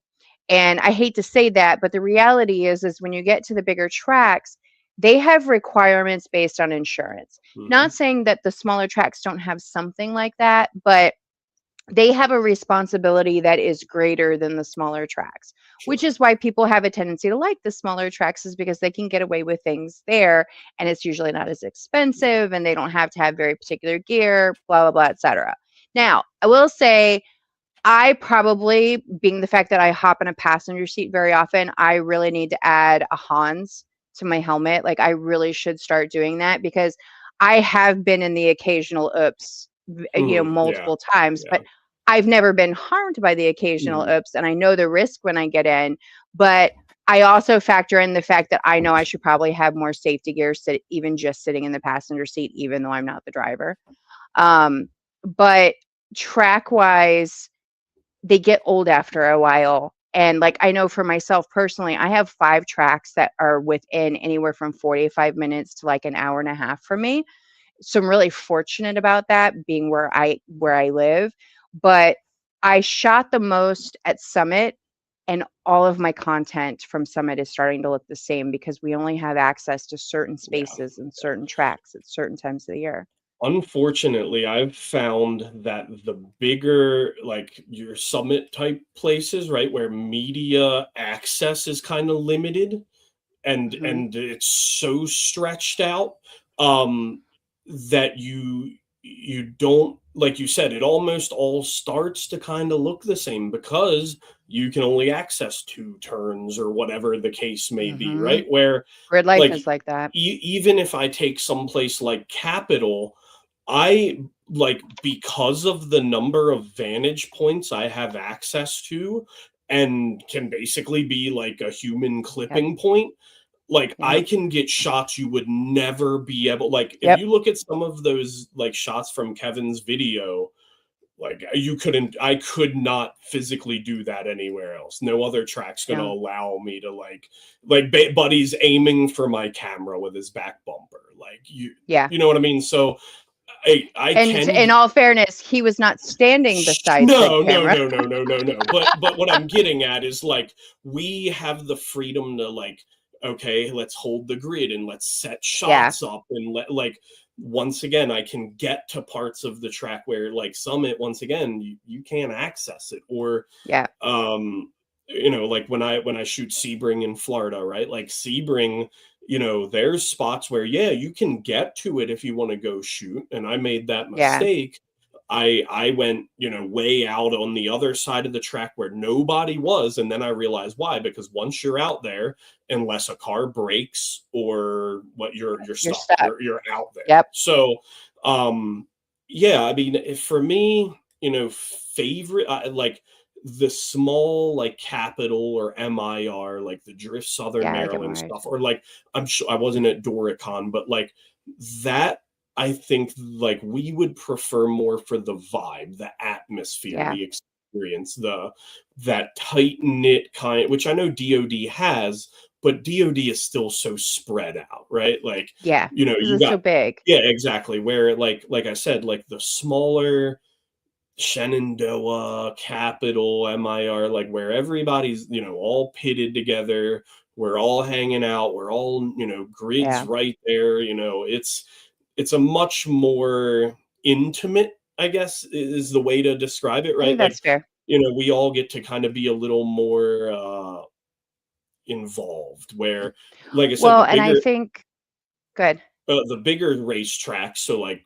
I said, when I shoot, you know, Sebring, it is very much a like, all right, I've got to motivate myself to walk 30 minutes to the other side of the track, Yeah. and you know, so it is more very much like you're there to do business. You're shooting FD Pro Am. You are there to do Yeah. business, and there's a lot of places you can't go, there's a lot of places you can go, and it's much more procedural. And I like being on this world renowned prestigious racetrack, and my photos having the Cadillac emblem in the background and the Drift HQ banner. Like, it's incredible, like it's incredible, but it is not the same energy as our little grassroots. Like, it's not, the Yeah. friendships aren't the same, the energy is not the same, just the atmosphere, even like the air is Well, different. I think that goes back to what I say about it very often is I love my grassroots people because I get to know them. Yeah. You know, it's not like a pro driver that you meet briefly at an event and you get to have a conversation, maybe if you're lucky Hmm. because you bump into them. But Yeah. one of the drawbacks I think with DOD is time of year. I think if Sure. Yeah. DOD was in a warmer month, and I understand why it's in the month that it is, but if it were warmer, the interaction would be a little different. Sure. Because most of the people that show up interact differently when we're in the warmer months and we're camping and all Hmm. that sort of stuff. Like we're all kind of hanging out, which is why Ryan incorporated the party on the Saturday night so that we have that time where we can kind of chit chat with everyone. There's fires Hmm. going so we can try to stay warm, and we can catch up a little bit. But I agree, it's such a massive event and there's so So many big. people. And like Yeah, DOD is, you know, what are they, like the Ebis, like that Matsuri of America, right? Like, but yeah. even at that rate, when you have 400 cars on the property, like it, Hmm. it it doesn't hit the same as when you've got that group of 30 dudes out there just hot Yeah. rodding with each other all day. Well, and I will say, sometimes I get irritated with media meetings or media information like prior to events, whether it's because it's like right before the event and I didn't have enough time to prep, or I love Colleen at Grid Life. She has run the best media meeting that I have attended so far. It's transparent, it's clear, it's direct. There's more than 100 media people there at any given point in time because Hmm. it's such a large event. Um, but I know exactly what the Yeah. expectations are. I know exactly where I can be. I don't even really have any questions. Yeah. Now, I was a little irritated with DOD. We didn't have a media meeting and we had a lot of new media that had never been there. And I was like, to me, that's absolutely unacceptable, but I don't have any control over Sure. that. Um, Especially for somewhere and like Summit, because it's literally overwhelming the first time you're there. yes, yes. And it's so easy for somebody to not know what's acceptable and what's not acceptable, Sure. even though I understand they put the maps together, but until you're there, the maps just look like gibberish Oh, until yeah. your boots on the ground. You know Yeah. what I mean? All right, hang on just a second. So Kyle, I think it's Kyle Loeffner, said, Paul, what's good, homie? And booster photograph monster truck industry. We try to put GoPros either in the cab with the driver or somewhere where the camera won't get destroyed. Understand completely. It's the same thing with the drifting. That's actually why I like holding the cameras because I have more control over whether it Yeah. dies or not. Oh, I mean, my every time so like I know. when we were at MIR and Chris DeBoard's convertible Corvette and I strapped my cinema rig to his roll cage, and the whole time I'm watching You're as like, he's driving, my camera's hanging on for dear life. And like a GoPro's one thing, like $300-400 yeah, GoPro, but I'm yeah. talking like a full 8K cinema rig. Like that's, oh dude, yeah, that's trust in a mount if I've ever had That one. was one of the questions that Booster had asked is what do we shoot with? Why don't you go first? Oh yeah, so I'm a Canon guy, so both my photo and video take place on a EOS R8 body. My main, we'll call it my main motorsports lens. So for cars actually on track, I run a Canon EF 70 to 200. So that's a white line lens, and then but I mean to go through all of it would take hours. But like, I run Yeah, like I really am big on true color filters. Once again, like if anybody sees my work, like it is very vibrant, like not oversaturated, but the colors are very true to real life, like what your eyeball would see. And one of the ways I'm able to do that is by using true color filters, which basically will reflect light in a certain way to pick up that color absorption. So okay. filters are very important. Lenses, I would argue, lens over body. Like when you get into film or photography, right? Like you Yeah, can, I can take my $3,000 lens and put it on a $300 camera, and you wouldn't know the difference between that yeah, $300 camera and say a $2,000 camera, because most of it is in the lens. Um, yeah, when you get into the camera body, you start to talk about like crop sensor and mirrorless and how far can you crop in before you start to degrade, and pixel yeah, density, all of the scientific stuff. But yeah, I'm a big Canon guy. Canon works really well. I think Canon has one of the most like beginner friendly entries into media, right? Like if Sony stuff to me can be sometimes like foreign language. I I get really, that. I really think Canon just makes it kind of dummy. Like I'm not, I'm kind of a dummy when it comes to tech at times. So if I can make my Canon make beautiful pictures, like anybody can do the same thing. Booster uses the Canon D90. Okay, yeah, great camera. Yeah. So And Cody wants to know, do you use the same camera for stills as you do video? I do, yeah. So basically, what it comes down to is a switch out of the SD card. So to be able to run, I downsample. So I run 6K down to 4K usually, or 4K down to 1440. So the biggest thing is having an SD card that can literally write that data as fast as you're capturing it.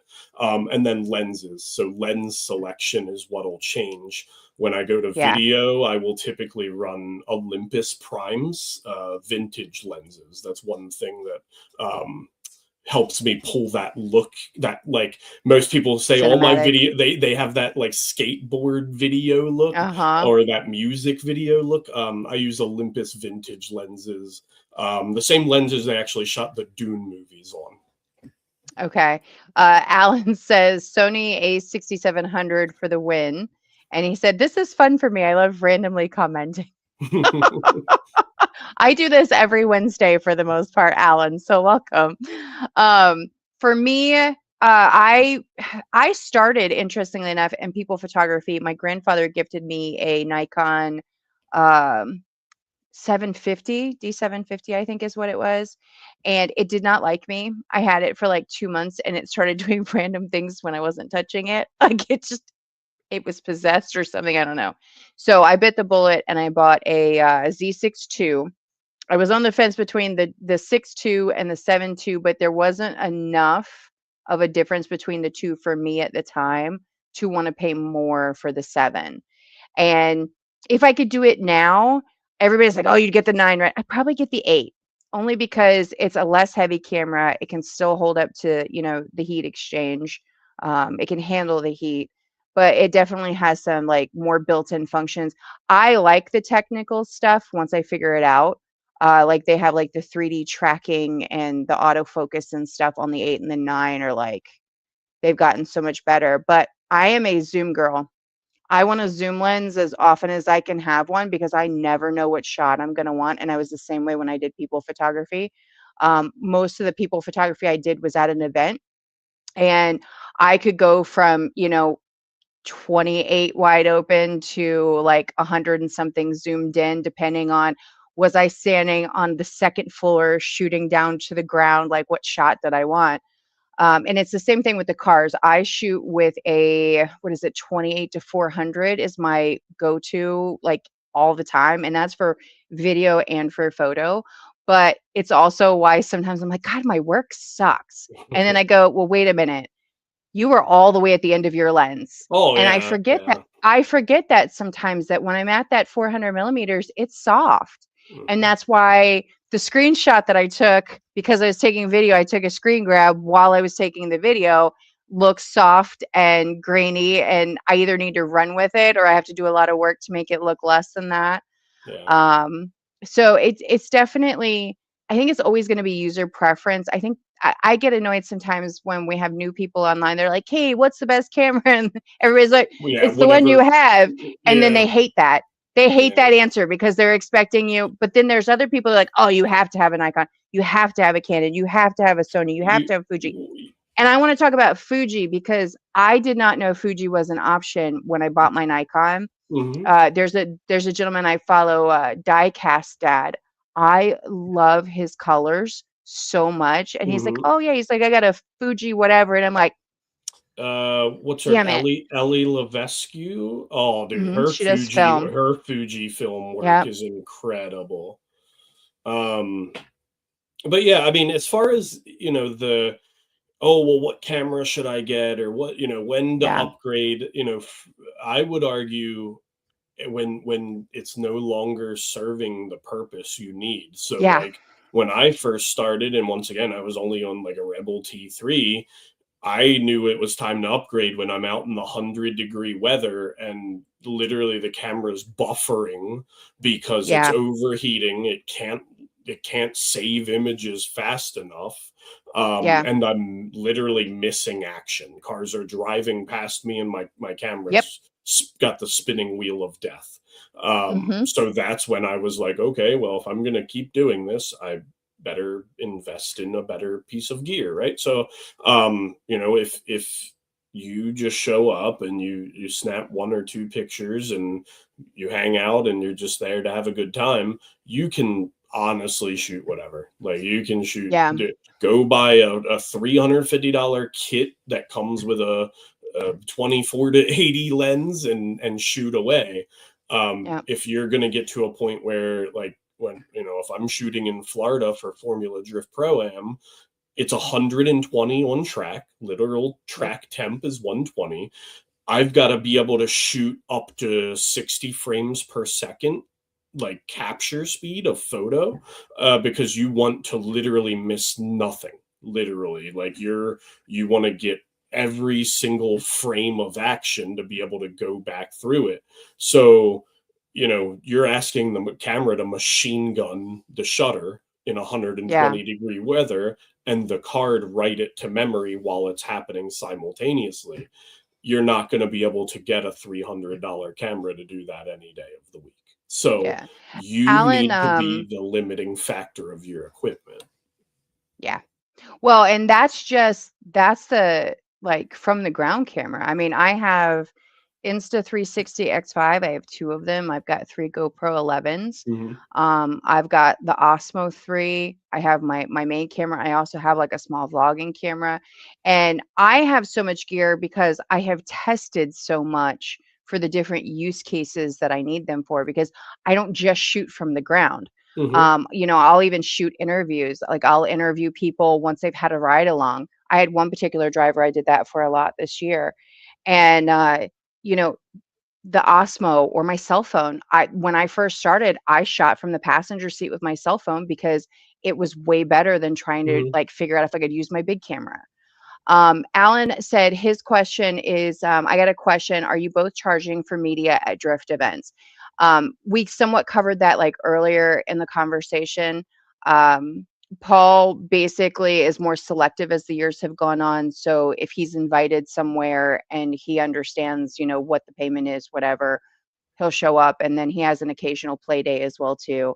I am a mixed bag. Not every event that I show up to do I know for sure I'm getting paid. Like when we were at the driver meeting on Saturday or Sunday, whatever day that was, Sunday. I told everybody, I'm like, hey, this is a play day for me. It's a practice day for me. I'm not coming after anybody's money. But I still had people offer me money because they find value in the work and the fact that I showed up in 20, 30 degree weather. Not everybody's going to do that. But there are some events that I go to specifically because I'm being paid. But I have found that I have gotten more opportunity by not having a requirement from people and going, I'm only showing up if I'm getting paid. If I took that approach, most people look at that as kind of like an ugly behavior, which was part of the reason we wanted to have some of this conversation, was like some of the professionalism in media is lacking sometimes because it takes time for people to learn it. Yeah.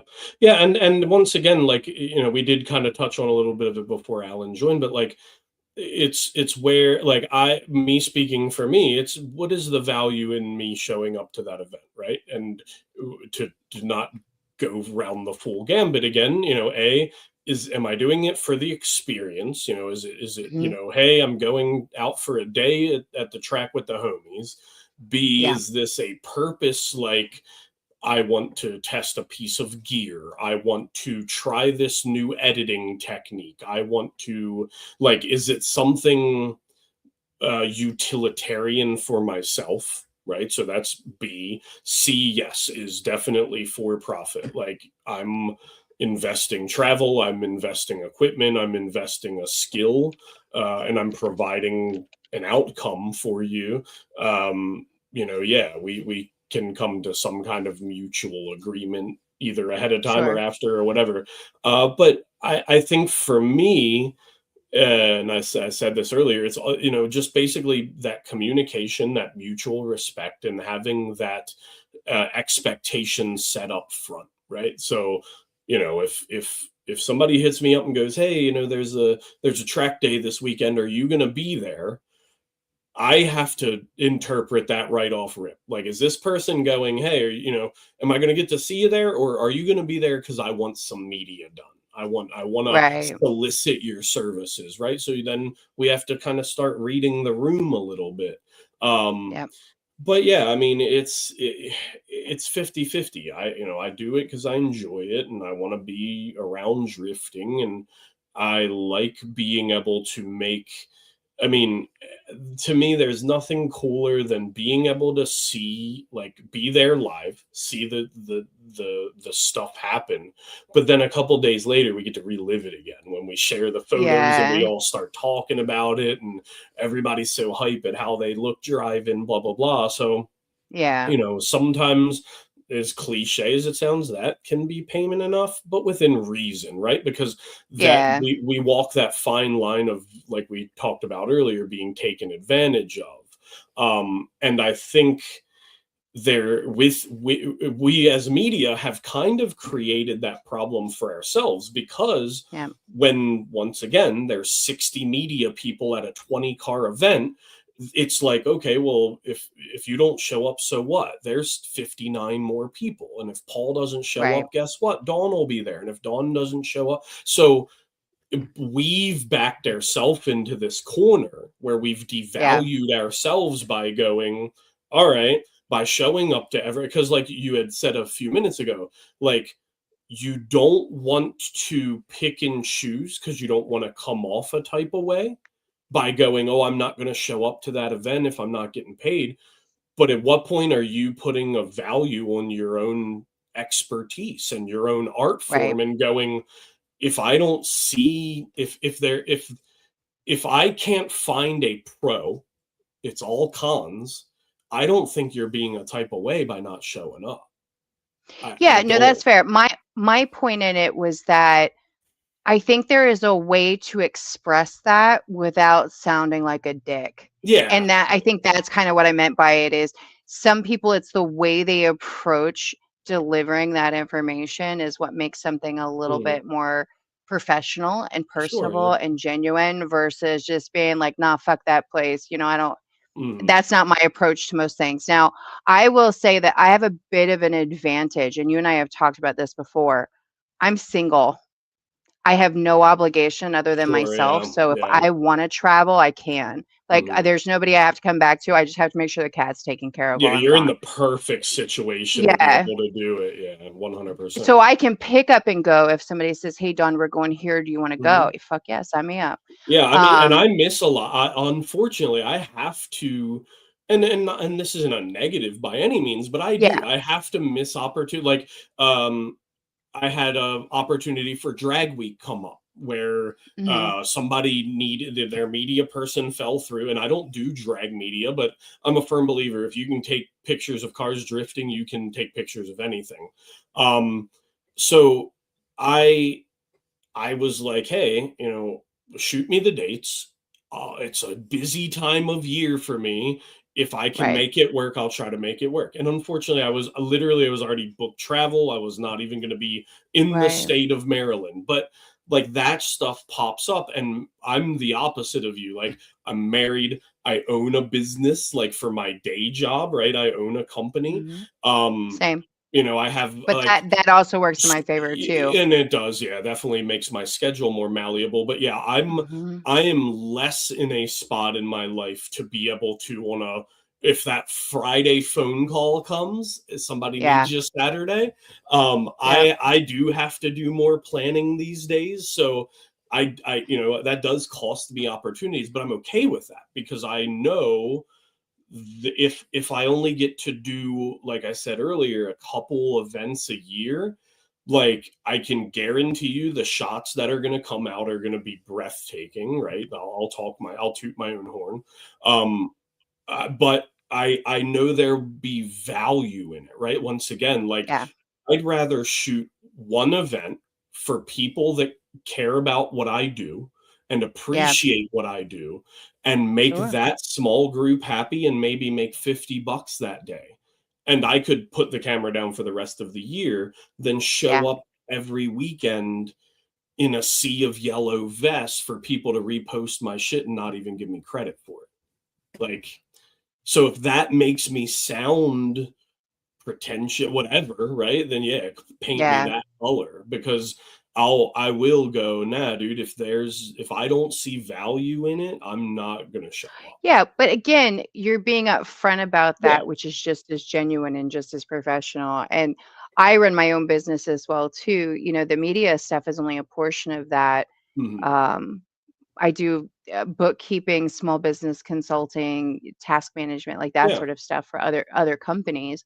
So that's the thing that pays the bills for the most part, which is very common for most people trying to break into media is they have a day Oh, it's job. not there. Yeah, most media people, unless you're the Yeah, Larry Chens of the world, it yeah, is not your primary.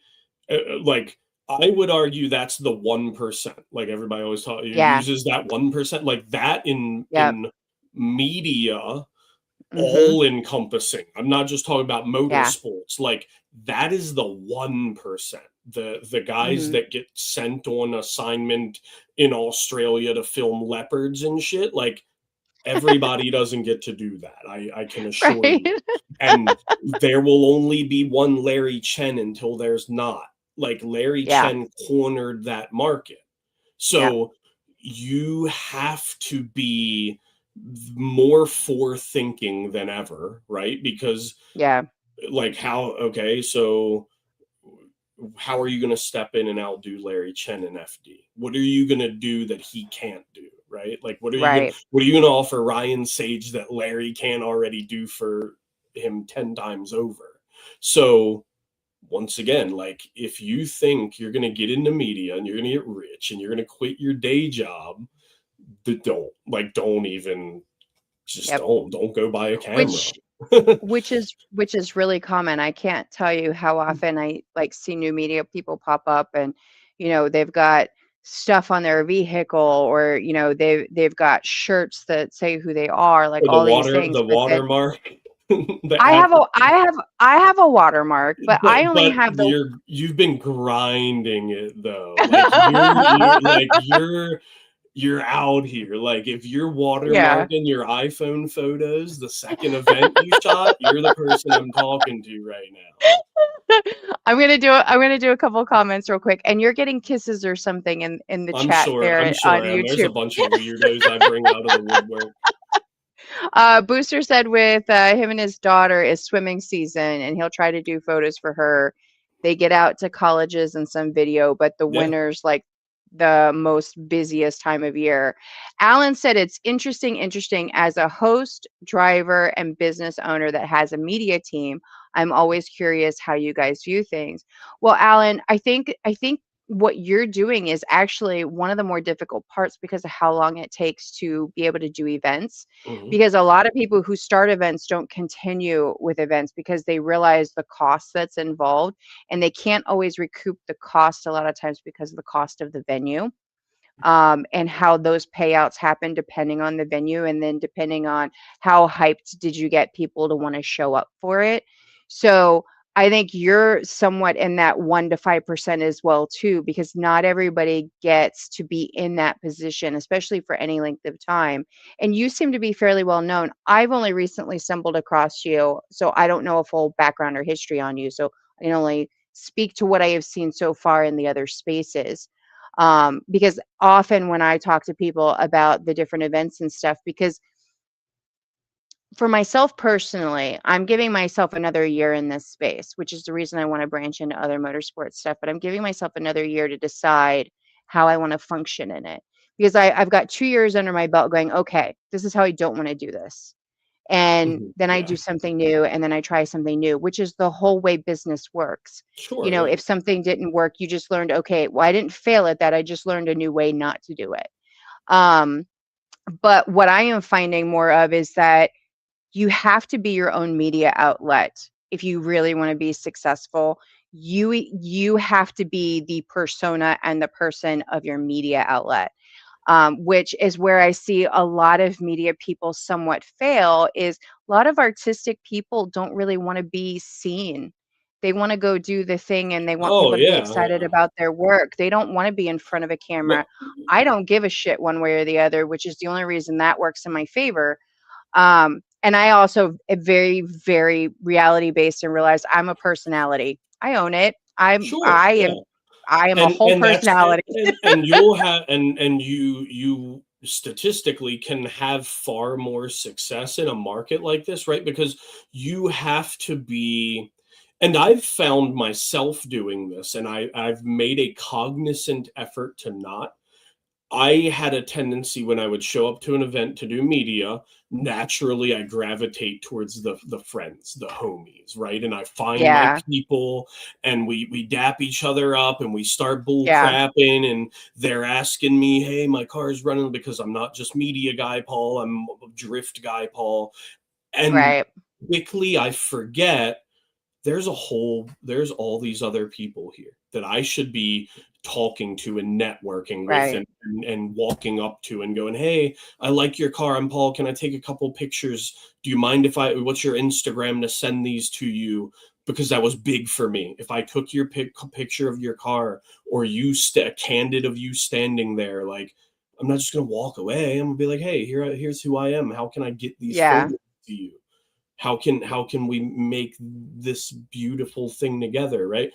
And more I lost touch with that a little bit, where it would be, and even like, when I would show up, like, even the other media guys would be like, "Oh, well, Paul's kind of standing off to the side, not even listening to the driver meeting because he's done this track walk through 100 times." And it's just another day at it became that another day at the office thing, right? Where hmm I even stopped socializing with the friends. Like, I would show up to the track, see the same cars, the same people, shoot the quick, "Hey, what's up?" and go on into my own little world and do my thing and right. home. And I'm like, but that's not why I started doing this, or not what I Yeah. even enjoy about it. Like, so that's where, like, for Alan, right? Like, somebody that is, he's reviving a part of mid-Atlantic drifting that, like, kind of fizzled out due to some people doing some shit they shouldn't have been. And you have guys that are trying to salvage it, like Alan and Chris DeBoard, and like the North Carolina, Southern Virginia, like that part of the country. Shit got weird for drifting, man. A lot of people were Yeah. taking advantage of people, and I don't really even know all the ins and outs. Like, I Yeah. have a very grapevine understanding, but Yeah. Alan, from what I understand, is a guy that has always put the drift community before himself, right? So Well, for Chris somebody, is actually oh god, Chris is actually going to go live with me for one of my Wednesdays to kind of go over some of nice, what happened because he wants to clear the air yeah. for a couple of things that weren't clear. Yeah, so and that's all stuff like I don't really even know anything about. Like, I'm not Yeah. super hip to all the Southampton stuff and all Yeah. the, but anyway, so like, all I would say for somebody like Alan, from a media perspective, would be just, once again, have good, clear, concise communication, and make sure that you and your media team are on the same wavelength as far as expectations go, because there's nothing worse than when you, and this happened to me, are Okay. going out of your way to help uphold a track's image and them shit on you, literally. Yeah. Like, it's because there was a time where a few of us were doing a lot of hard work to make somebody look good that didn't even care what they looked like. Literally, Yeah. they didn't care. They were like, I'm going to do what makes a penny today, and whatever the public thinks, the public thinks. And a group of us were like, no, that's not what this place is, right? And we all still got shit on at the end of the day. Yeah. So people aren't going to put their neck out for you if you're just going to turn around and shit on them. And Yeah. people aren't going to continue to do shit for free if you aren't at least like throwing them some type of bone, right? Like, even if it's not monetary, because your track expenses are through the roof and your insurance is through the roof and you got to pay food vendors and a tire guy, right? And you go, at the end of the day, can't pay media, there you can pay them. You have to be a little creative, right? So I think Yeah. that's what happens a lot of times, is media ends up last on the grocery list. Like, you got the milk, the bread, the cheese, the eggs, all the shit, but you ran out of money before you got to the media at the bottom. And it's like, I what, always I always had a running statement when I was in the model side of photography that nobody wants to pay the photographer, nobody wants to pay the model, but everybody pays the makeup artist. yeah, So it depends on where somebody hmm, puts the yeah, value. Alan's responded. He says, "Thanks, buddy. Chris DeBoard is amazing. By the way, he's an amazing friend. I love Chris. Chris is a whole vibe, and I love the whole. Debo's the man, I dude. love him. He makes my heart happy. And I love Yeah, the pink. I love that everything is pink for him. And he says, always, Hannah's actually my number, I think he meant to say number 2, AMA events and lead of media. So she's awesome. Can't wait for you guys to meet her. I look forward to it. yeah. Cody said, is it common for new media to charge outrageous fees and then complain when no one buys them? You know what? There's It two is sides of the common, fence for that. unfortunately.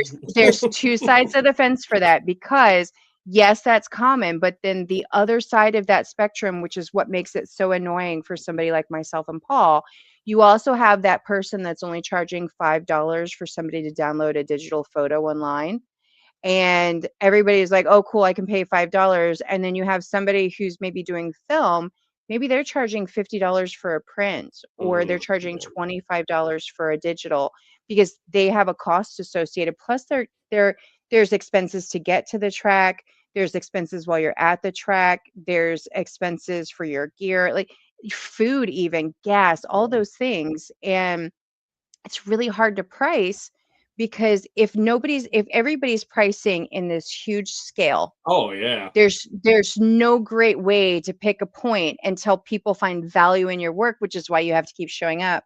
Because when you keep showing up, people go, oh, okay, I see them. Mhm. Or one of the things that kind of happened in the background after DOD was there was a lot of complaints about the media not being very good from the event, unfortunately. And I have that's to a tough agree. one. I know it's I'm a gonna hurt tough some one because feelings, but there was a lot of glazing. There's a lot of people sharing people's photos and going, "Look how great these are," and even not even from a motorsports perspective. Like take drifting and cars and the subject matter out. They lack like photography 101 anything. Like literal like knowing basic settings in your camera. Um and then you've got people just glazing, like literally going, "Look how fire these pictures are." And I'm like, those pictures should be set on fire. You this heard is it. why we keep you. You I heard you. heard it here live.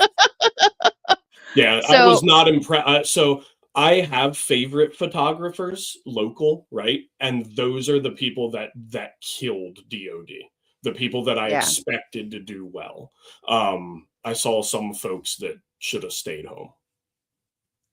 I get that. And I think so. Here's the tough part, kind of, Cody, going back to your question with media.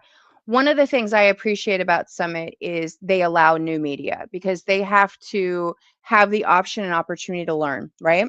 Yeah. And something like DoD had way more media coverage from a media perspective than most of their events. Most of their events don't have like over 100 media people included.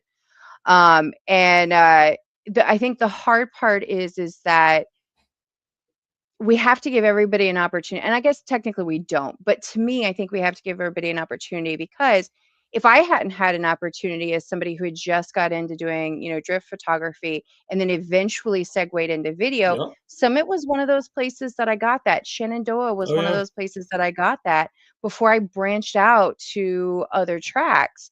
And so it's tough because you don't want to dig at them because they're still learning, but at the No, same time, not at all.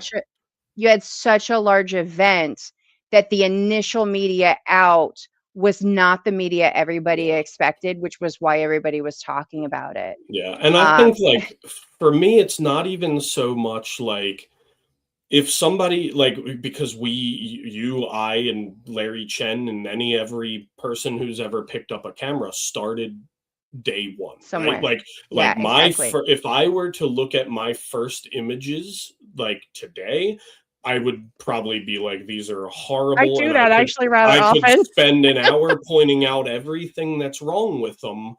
It's Yeah. from today, Paul, right? But Yes. that person had no Thought that they were critical, great. no idea, right? Yeah. Um, so yeah, we have to have that opportunity where people can go, whether it be at a world-renowned track like Summit or our local Yeah. skid pad. That opportunity has to be there and has to be available. I agree wholeheartedly because Yeah. you can't find out if you're good or bad at something until you try it, and you can't Exactly. try drift media until you go to a drift track and do it. The Well, difference for me is when that artificial inflating of egos happens, and that's fair. that's what go so I'm tying this into Cody's point, and I took the very scenic route, right? Was Yeah. people start out and they do media and they think that they can charge you an astronomical amount because their friends, family members, boyfriends, girlfriends, whatever, repost their photos and gaslight people into thinking they're great photos when they're not. And that person then turns around self empowered to charge you some price that they actually are not worth. That's how it happens. Literally, people take crappy photos, people tell them they're good instead of telling them, hey, you're a beginner, take your watermark out, learn your camera settings, get the right gear for your use point, right? And don't lie to them, don't glaze them, don't tell them they're doing something they're not. And Right. you won't have these media people thinking it's okay to show up unsolicited to a drift event and want $20 a picture that is out of focus, underexposed, and I could go on and on. Like, so that's why So you see more. I'm gonna yeah, well, I'm gonna go to the comments real quick, and then I have something to tack onto that too. Let's see, where was I? Cam said, and it was still pics of drift car, or stay still pics of drift cars, like not even like panning. Paul's pet And peeve number one. well, so I have a hard time with I don't always want the super blurry pan, which is why I don't do it very often. I really like being able to see the car. Now, I will say Stookie, I don't know how, and I don't know if it's because he shoots so wide, but his car is like super, super clear, and then everything's like that panning blur. And I'm like, does he do it in edit, or does he know something that I don't? Is it because he's shooting so wide that he can get the car so centered and Yeah, captured and clear? it should be in the camera frame, not in post. If you're adding blur or motion or any of that in post, you're doing it wrong. Right. Well, no, Literally, that's it's just, fair. yeah, it's just setting up in the focal point of the lens, A, right? But B, you have to be able to match your pan to your shutter speed. So same thing with a lot of my photos. They're super crisp from football fields away, but you can tell the car is moving. The wheels are Right. spinning, there's Yeah. tire smoke, there's a sense of motion. For me, like I said, it is my number one pet peeve, especially when I know it's a drift event. And you can tell it's because the person can't properly use their camera. All of the cars are parked, the wheels aren't spinning, because they Right. have to increase the shutter speed so high to make up for their lack of skill behind the camera, so that the Right. cars are Because they're still stopped on learning. track, Yeah. right? They're still learning, they're still Yeah. crafting that art. So why Yeah. would we do them a disservice of going online and going, these are amazing fire photos? Sure. We're lying to those people, and we're overinflating their egos, and then they turn around and go, yeah, I take incredible photos, you should pay me top dollar. Well, so that's part of what's in the comments. And Cam said, not even drifting, LOL, Yeah, because they were yeah, just like still shots. yeah. And Alan says, I know who you're talking about, sir. He's like, damn dog. And I Cody didn't said mention there's any one. names. Cody said one particular media person, but all of their photos are so dark, but charged $50 for a still, and this is their first season doing media. Yeah. I feel like that makes it harder for people like y'all. And that's kind of what he's getting to is It that's devalues where the there's no real. Yeah, balance. yeah. Yeah, there's no balance in it, which makes it really hard to handle how you handle pricing and having to show up so that you can show that there is value in your work. But that's why you have people that show up maybe for a year and then they disappear, and then or they show up for 6 months, or they're the ones that are complaining that they're not getting paid, or whatever it is because that's a common theme throughout like the whole process. And I think we're about to lose Paul again. It looks like his camera left the chat again, so when he hops back in, I'll add him back in. But let's see. Alan. Yeah, that's that whole like transparent honesty thing, because this was a conversation that was literally happening in the background after the event. It was a common conversation, and it's tough because when you're the one that's constantly getting the feedback, you feel the need to like address it, but you also have to be careful how you address it, because either you then become the problem child, which I always tell everybody I know I'm the problem child because I'll have the uncomfortable conversation, but it's not always from a place of this is exactly how I feel about it. Sometimes it's just feedback from people just being like, hey, this is what's coming to me. You guys need to have this information. And no, Alan, we didn't say a name. No, we didn't name any names, but and once again, this is where it is tough, right? It's tough for a Yeah. track. Like, I can imagine if I was a track or an event organizer, you have to walk a fine line between going, how am I going to, like you mentioned, right? How am I going to literally take opportunity away from people? Right. While at the same time, I think there is a lack of vetting.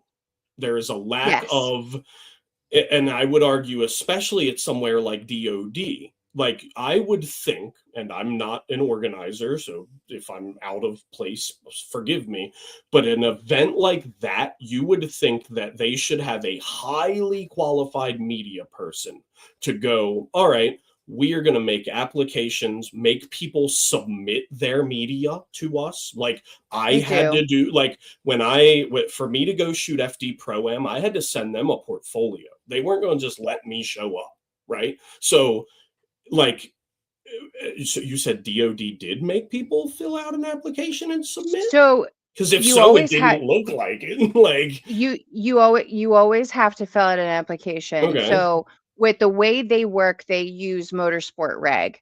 So and it's a really annoying process to go through Motorsport Reg with the way that it's set up on figuring out how to click through it. I've done it. It's Yeah, really clunky. it's could be So way simpler. either you get an annual, like I had an annual, so I kept my vest for the entire year. I turned it in at DOD, and then if I want to go back next year, I can ask for my annual Mhm. again. Or, but even when you ask for your annual, you have to tell them which events you want to Yeah, show up you to. do. You got to select 1 or Yeah. 3 or 5. Yeah. Mhm. Now, I will say there's a lot of conversation in the background about changes coming.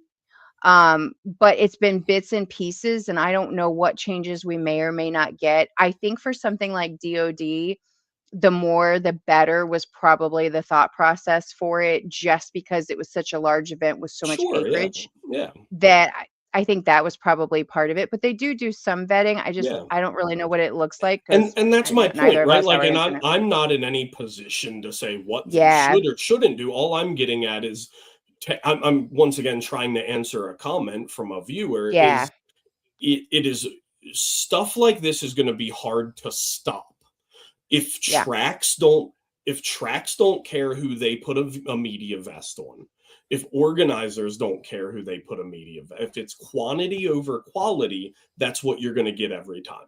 It is right. literally going to be, that's all you're going to get. Every Tom, Dick, or Harry with an iPhone, or a base level, entry level camera can show up. And once again, Yeah, there's a time and place for that where we need that, right? Because sure. I wouldn't be here, Dawn wouldn't be here, and the next and the next and the next. But once again, when like you're talking about a prestigious, like DOD is world renowned. Like I have friends in Australia that know what DOD in West Virginia is. If Yeah, I was to show them some of those pictures from this world-renowned event, they'd laugh. They'd be like, "What the hell is this?" Like, sure. so once again, it's like if that's what you want representing your event, right? Because that's the thing. Summit and Drift Nirvana turns around and shares those same horrible photos. That's the representation of your event. And if you're Right. okay with that, fantastic. Yep. Um, and then you'll keep getting 150 media applications, and 75% of those people may not even be qualified to be there. Right. But Well, and Cody says sometimes at Summit it feels like it's about who you know instead of quality of work. I think unfortunately Summit has gotten they have gotten a stigma of what's not elitist, but kind of looking down the end of their nose at other people, which has kind of created this rub in the community for the grassroots people. They don't feel welcome there. Some of them will push past it anyway. And this is just feedback because, again, stuff comes to me in the yeah, oh background, yeah, yeah. You hear the and grapevine ever growing. yeah, yeah. And there's some people who won't go there because they feel like they're going to be judged because they don't have a certain skill Yeah, set but yet. I hate to And tell them that's like go up to yeah, E-Town, go to Club Loose. If you're not a Club yeah, Loose regular, go up to Lock City, go out to Erie, go out to Killcare. Like Summit is just like every other drift track on the face of the planet. Like there's the regulars, there's the in crowd, there's the guys that have been going there for 25 years, your Dan Savages and Kylie's, and like they're ingrained in the place. They've grown roots there. Like, yeah, you know what I mean? So and once again, Summit Point there's only one in the world. Like, it is the East Coast Ebisu. Like, they could fuck up a whole lot of stuff and still be way more successful than a lot of us will ever be. So, my comments are very much with a grain of salt, right? But once again, I'm very, even in my own media work, right? Like, I take pride in what I do, and I don't see anything wrong with that, right? Being uh, happy with the product you're putting out. And once again, I just wouldn't, I wouldn't want something tied to my name or organization if I felt like it was subpar. But if once again, you're the kind of people that just share whatever for the sake of sharing it, fantastic, dude. Good for you, because they're clearly doing something right. This was the biggest DOD ever, and next year could probably be the biggest DOD. Like, every year they could probably outdo themselves if they really wanted to.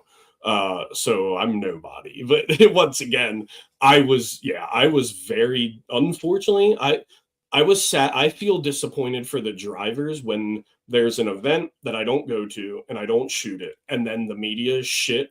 I almost am like, sorry guys, I didn't come and provide you better stuff.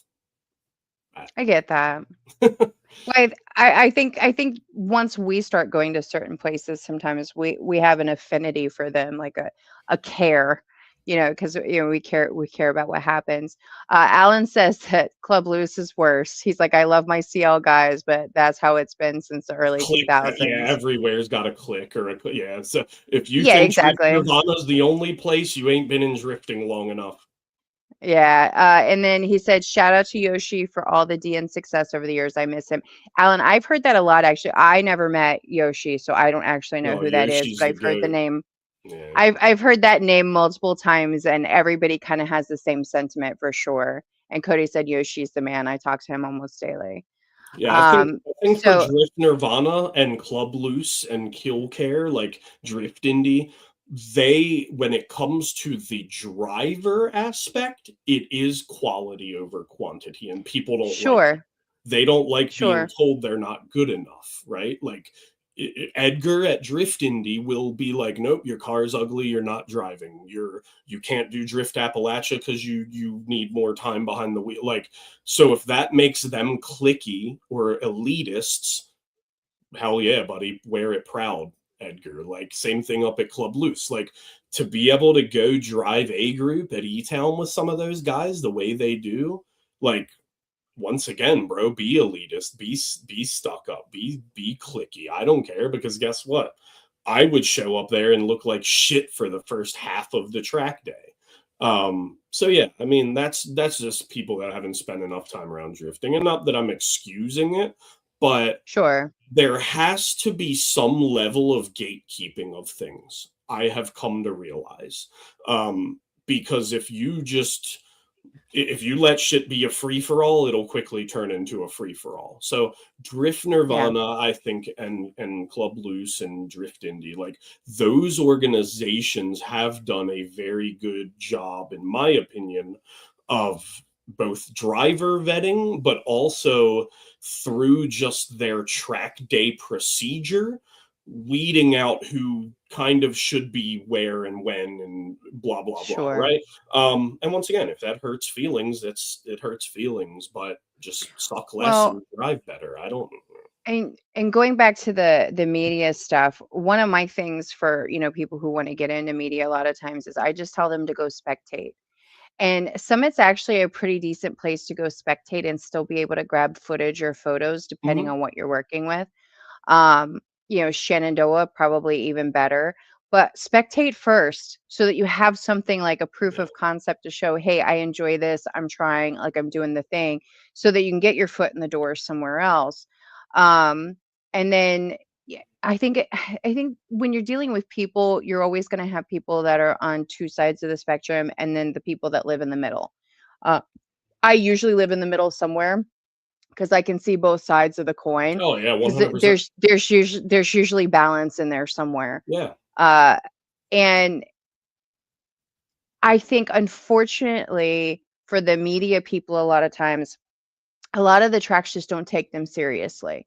And I think the reason for that is because they have such a turnover rate because of how the process works, that they don't promote them, which was one of the things that I liked about how Vey runs the motorcycles. Starts with an A. Why can I, Azra? With the way he runs Azra, I mean, he introduces the media people. He has a small amount of media people for the day, and he makes sure that the riders know who they are and where to find them. We don't get that in a lot of spaces. If ever, right? Like you're just Yeah, another, and like I said, it's becoming worse and worse. The less vetting that's done by the tracks and organizers, and the less or the more it's just like hey, as long as you're a body with a phone or a camera, you can be official track media. It does, it's going to keep devaluing actual usable media people, right? Like, because sure. more and more people are going to go, it's not worth me showing up. um but yeah, you're not wrong in that. Once again, there is the flip side to the coin, right? It's that fine line of you got to provide opportunity to the next guy, to the next guy, to the next guy, but also, once again, where do you go? Here's quality versus quantity versus whatever. And even if those are, and some of that might not even, like, I think you and I have this assumption that media is even on any of these people's radar. Like, Yeah, there's a very good possibility it is so low on the priority list, it's even a bother to them. Like, it's a, yeah. like, I, it, for example, like, I shot for one racetrack and I got the media email ahead of time of all of the, like, from the work from Paul's end. And I'm like, y'all want, basically, like, I'm doing everything. Like, I'm, from, y'all want me to pay to get in, which I'm not going to do, to blah blah blah blah blah blah blah, plus I'm required to send you so many photos with, they have to have Mhm. these people's banners in the back. Like, it got real specific type shit. And Mhm. I was like, all right, let's take a step back here. For one, Yeah. y'all aren't going to compensate me for any of this shit. You're going to use this media for the next year to promote your racetrack. Like, what are we doing here? Like, once again, Well, that's the rub, and that was the conversation that we had with somebody where they heard us, but they didn't hear they us. didn't hear us at all. And yeah, they didn't hear us. And what it is does the track value media because they know they need free media, otherwise they wouldn't have it, or they would have to like pay in-house. Like, I like the fact that Dominion does have in-house marketing for that. Like, they have a person for that. Um, or do they charge media because their view on it is that media makes money off of the event, the track doesn't make money off the media? So again, you have two sides, and Sure, we yeah. live somewhere in the In the middle. middle, yeah. And yeah, and so it's just it's such a tough balance, because depending on which side of the coin that they've decided that they believe in depends on which way you're going to go Yeah. for the media for that space. Now I will say, I think what is it, Jamie Price? He's a photographer that does a lot of Formula One. He has to pay $1,000 for the year, and it doesn't matter if he only goes to one Oh event. yeah, for your credential You card, a know. lot of the big, like, yeah, Mhm. and that's the thing. Once again, people don't understand the media investment sometimes. Mhm. You have to pay credential cards. You have, like, that stuff is part, you just chalk it up to the cost of doing business, right? Because Yep. if you want to be there and you want to be on the property and you want to have access to the paddock and all of that stuff, they're going to go, okay, well, we want to make sure you're serious about it, right? Yeah. So here's that monetary investment on your behalf. Now, that's a little different than you and I, right? Where those Yeah. people actually do have the potential to monetize in a big way. Where Well, the track owner in that looked his at me and case, you and was like, "Oh, but y'all make money, buddy. I'm here making." If I told you how much I was actually here making today, you would probably laugh at me and tell me to go home. So yeah, no, that don't fly. well, like in his case, he works for a media company that is contracted to be there by a brand. So, and it's kind of the same thing again, like I saw in the model space is either you've decided you're working for brands and that's how you're making money. Hmm. And that's what a lot of people will chase is that sponsorship, that branding, or you're a hobbyist. Yeah. Again, you have the two sides of the coin. So you have to decide at what point in time are you a hobbyist? Like, is it just a hobby? Is it the thing you do with the homies? Whatever it is. And that's okay. There's nothing wrong with it. And if you make cash occasionally, great. And there's actually one photographer. I never remember his name. I just remember the cowboy hat. And I know you're going to know who I'm talking about. He wears like a cowboy hat or a straw hat like every time he's at a drift event. Oh, And I cannot think I of his think, yeah, I I can't think I think of know his you name at the about moment. as soon as you said He the straw hat guy, I know who you're talking about. Yeah. well, he did something on Circle of Drift talking to Dalton Dawson.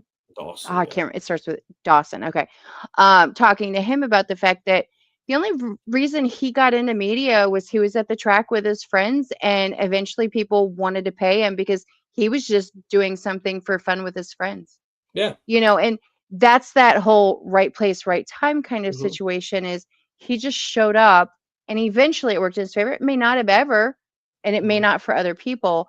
Yeah. But like for somebody in Formula One, where this is a big industry and these Oh, brands are yeah. doing big things, it's very different. So you were talking about something that like some of the events feel more like work. That was how I felt when I went to Grid Life. Not because Grid Life made me feel like it was work, but it's how the event is structured. Yeah. Because the drifting portion, they only get 3 or 4 runs that are like 30 to 40 minutes at a time.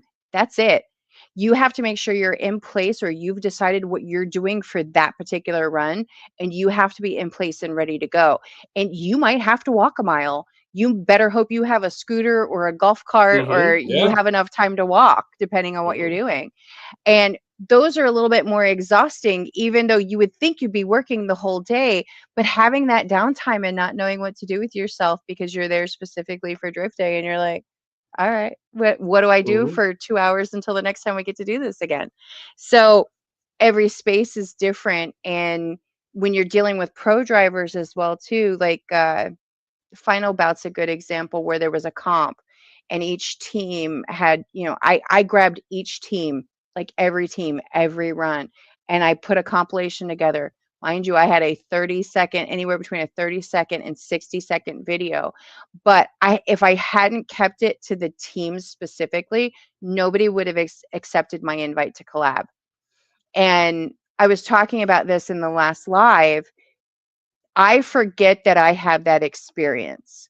So sometimes when I talk to other media people and we're talking about social media or talking to other drivers, um, when it comes to like tagging, invite to collab, working with them directly or getting opportunity, I forget that I sometimes have the opportunity to um, capture Front Street, Jimmy Hmm. Oaks, or, I'm trying to think of some of the other ones from Grid Life, but Nate Chen, I get to have a conversation with him from time to time because he's at the tracks. Oh, yeah. So I forget that I have that opportunity sometimes when I talk to other people, but I have to function with them differently than I do when I'm boots on the ground at someplace like Yeah. Capital. I mean, and that's the thing. We all have that. We all have even me and you being, not super huge blips on the radar, right? We've had our moments of greatness. Like Sure. I have a up close portrait of Chelsea Denofa that I shot that he reshared and was like, here's a Hmm. rare, because he was spotting for Colette Davis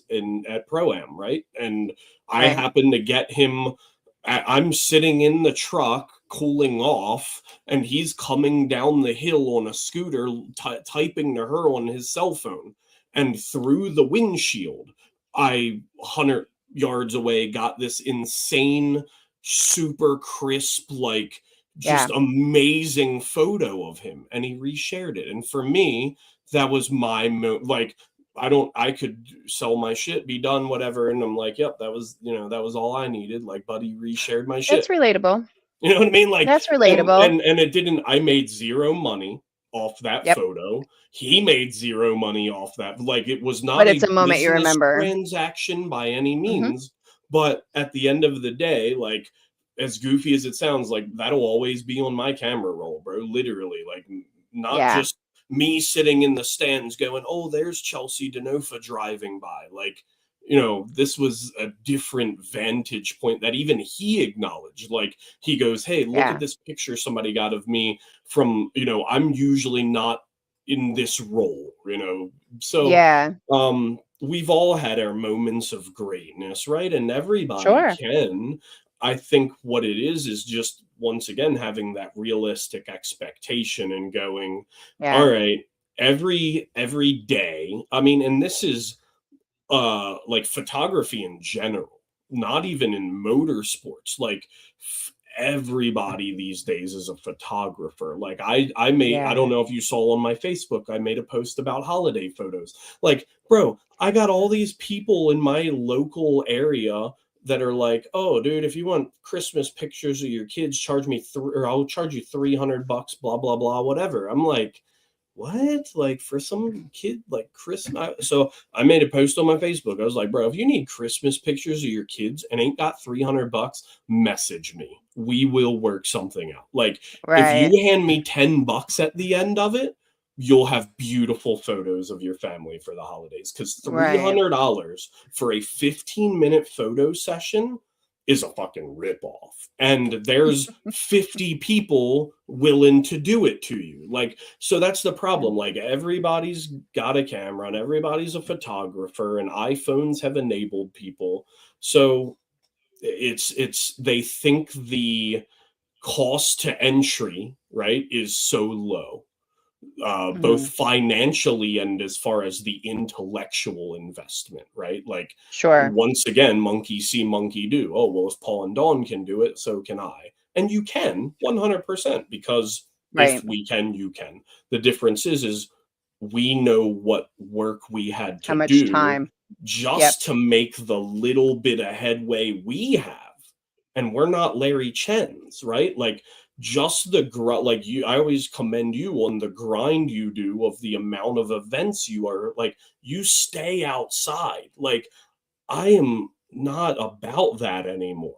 Like, I have zero desire to, like, I swear, you're like, you look at the calendar and you're like, how many drift events can I do in 365 days? And I'm like, bro, if I hit 3 this year, I'll feel like I accomplished something. Right. No, I get that. And actually, your Chelsea Denofa story is very relatable, because I had a Larry Chen moment, actually. When I was at Hyperfest, I shot Arios, and I had never seen Arios before, Arios Suzuki with the McLaren. But I just happened to, like, be capturing video, and it's so funny where I landed, because I didn't sign up for media for that event because I wasn't sure if I would get it. And I was so late to the game that I was like, I'll just spectate. We'll see what I get. I'm going with a driver. I'll focus on my driver, and which is exactly what I did. But I was wandering the fence line, and I hear, Dawn! And I'm like, where are my people? My people are here somewhere. And the drivers that I had from one of my grassroots spot were set up camping. They were just there spectating and having a good time. They weren't driving. And here's Dawn's short self can't reach over the fence. So I'm standing on their cooler now. I didn't have a ladder, but I'm standing on their cooler now, like taking video as it's going by. And I got a really cool shot where his tire cords showed through. So I got sparks as he was going through. Okay. And then I also have Larry Chen following him as this is happening. And, Larry reposted it to his story, and Arios shared it, accepted the invite to collab. And I think those moments, sometimes Arios even inboxed me and said, thank you. And I had another moment with him later. He is such a personality. Like, I want to hug him every time I see him. Even when I see him online, I want to hug him. But there was this moment where I was on the golf cart because I had to go get my wristband so I could hop in with my driver. And I'm driving and I see the tow truck and then I see Arios attached to it. He's in the driver's seat, shit-eating grin on his face. He is the happiest, like Yeah. the perfection of joy. If I had my camera in my hand, I would have shot something in that moment because the joy just exuding from this person, even though his car wasn't running, whatever had happened, he was just happy. He was happy to be there. That level of joy really stuck with me. And those are the moments sometimes that, like, when you're having a moment where you're like, why am I doing this? Why am I showing up for this? Yeah. Those are the moments that are like really, really that's when it important. offsets, like I think Cody or somebody asked earlier, like the goals when we show up to an event, right? Like Yeah. that to me is like that is a perfectly acceptable trade-off to go, maybe this weekend cost me a little money, or maybe I didn't make as much as Yeah. I wanted to financially, but Hmm. I'm leaving here rich in other ways, right? Like that's Exactly. and that's where, like, somebody that actually cares about this is different than the next yellow vest and the next yellow vest, right? Like, Yeah. once again, like similar scenario, like I took a pretty popular photo for Chris Rudnick of him and Orion drifting when he got his Z in their 240 and all, running Hmm. MIR like 2 or 3 years ago. And he actually, like, he took my photo and he wrote me and he was like, hey, we're doing like a big promo drop, blah blah blah, for our channel. We got a bunch of new merch and stuff, whatever, and we want to make this photo into a poster, like, to sell. Hmm. And he like flat out was like, let me know what you want. Like, Right. I don't know how many of these I'm going to sell. They're $30 my image, $30 a poster, right? And I was upfront with him. I was like, buddy, look, you happen to be driving at an event I was shooting at. I can't in good faith look at you and go, oh, you owe me thousands of dollars, whatever, blah blah blah. I Yeah. said, just shout me out, give me credit, right? So Yeah. their very next YouTube video, he goes, oh man, look at, he's literally got the prints in his hand, and he goes, Yeah. we've got these blah blah blah, and he puts my tag up on the screen and everything, and I'm like, if he makes 50 grand off of those, I don't give a shit. Right. I don't, literally. Yeah. And he probably made a bunch of money on them, because I had a talk with him not long after, and he said they did a few runs of those posters at $30 a piece. You do the Yeah. math, right? Like it Yeah. adds up really quick. So once again, Sure. but I didn't feel like it was some grand slam, like I own an automotive business, right? And we have this phrase, like, you don't always have to hit a home run. Like Right. every transaction doesn't need to be this home run, right? And that's how I Right. felt in that moment with Chris. Like, this is a guy that's pretty well known, has a huge YouTube following, has like, made a name for himself in the drift arena, right? And Hmm. some other people would have taken that as an opportunity to capitalize and go, yeah, man, I want $5,000. Some, like Cody said, some outrageous price that I just pulled out Yeah. of the atmosphere with Well, no, because that's you part of commercial sure, yeah, is you know what I mean? licensing. Sure. Um, just, hey, man, yeah, I want this crazy astronomical amount of money, for him to go and tell me to go pound sand, right? So I'd like to think I went about it the right way, and it's Sure. up there with me in that Denofa moment, or like your Larry Chen Yeah. moment, right? Like, this dude thought enough of my work to go, I'm, even if he monetized it for himself, Hmm. he stood on business for me, right? Like, Right. he was For what you asked. he to well and enough that he turned around and put that on his site to sell to his fans, or whatever, to, like, it goes back to that, like, if I'm going to associate myself with something, it better be damn well of quality. So I Yeah. almost felt, and I guess what I'm trying to say, in that moment, I almost felt co-signed, right? Like that Sure. little bit of, like, authentication, like that. Sure. being seen, essentially. Exactly. Yeah, exactly. Yeah. I think your name is Rebecca, if I remember correctly, or Rachel. She says, I love that. I love that in the hustle pics of prepping the car, swapping tires, bending sway bars, eating a sandwich because you forget to eat. Oh We yeah. forget to eat too. I know Oh I yeah. do. I'm Yeah. horrible about it. I agree. Uh, I think B-roll, I call it B-roll or paddock yeah, it's fair. footage. For Behind me, the it's scenes. B-roll, but it's not, right? It's all Yeah, stuff if I'm shooting it.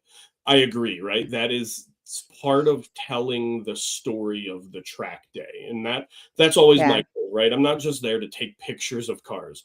I'm there to portray to you, the viewer, what took place that day that you were not there to be in person, right? So I think, yeah, it's a matter of if you can be in enough places at one time where, like you said, yeah. it's hard on the big tracks where if you don't have a golf cart, a scooter, a bike, a e-bike, or whatever, like it's hard to be on track shooting, then in the paddock, then on grid, like Hmm. so some of the smaller venues make what she's talking about much easier. Like that's what I like about Yeah, Capital. Like I can be on track yeah, shooting, blah blah blah blah blah, and then okay, I think I'm gonna take a break and be over in paddock in 30 seconds, taking yeah. pictures of people working under the hoods. And if you know See? my video, if you watch my video work, like I put a lot of paddock B-roll setup type stuff to Hmm. build that crescendo up, right? Like I show the Sure. in car stuff and the drivers dropping their helmet down over their head and all that building, you know. That's the part that I'm bad at.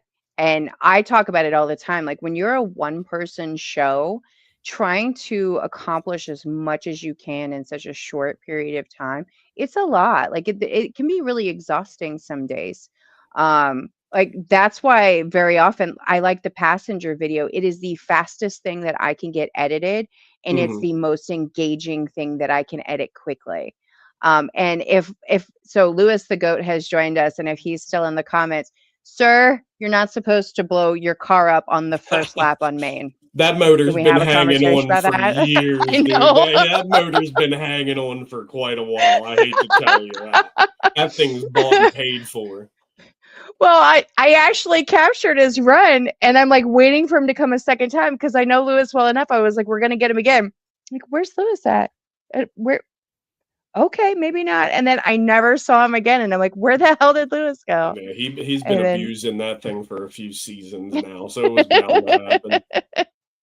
I'm gonna go back to two of Alan's comments, and then I'm gonna let you go because we've almost been at this for 3 hours. Oh yeah, well. Um, so Alan said sometimes it's needed as a host. Not everyone can drive everywhere unless you have a certain skill set. But as AMA grow drivers, at AMA grow drivers and believe in driver development, we can proudly say that. And he said US Drift gave us a lot of direction.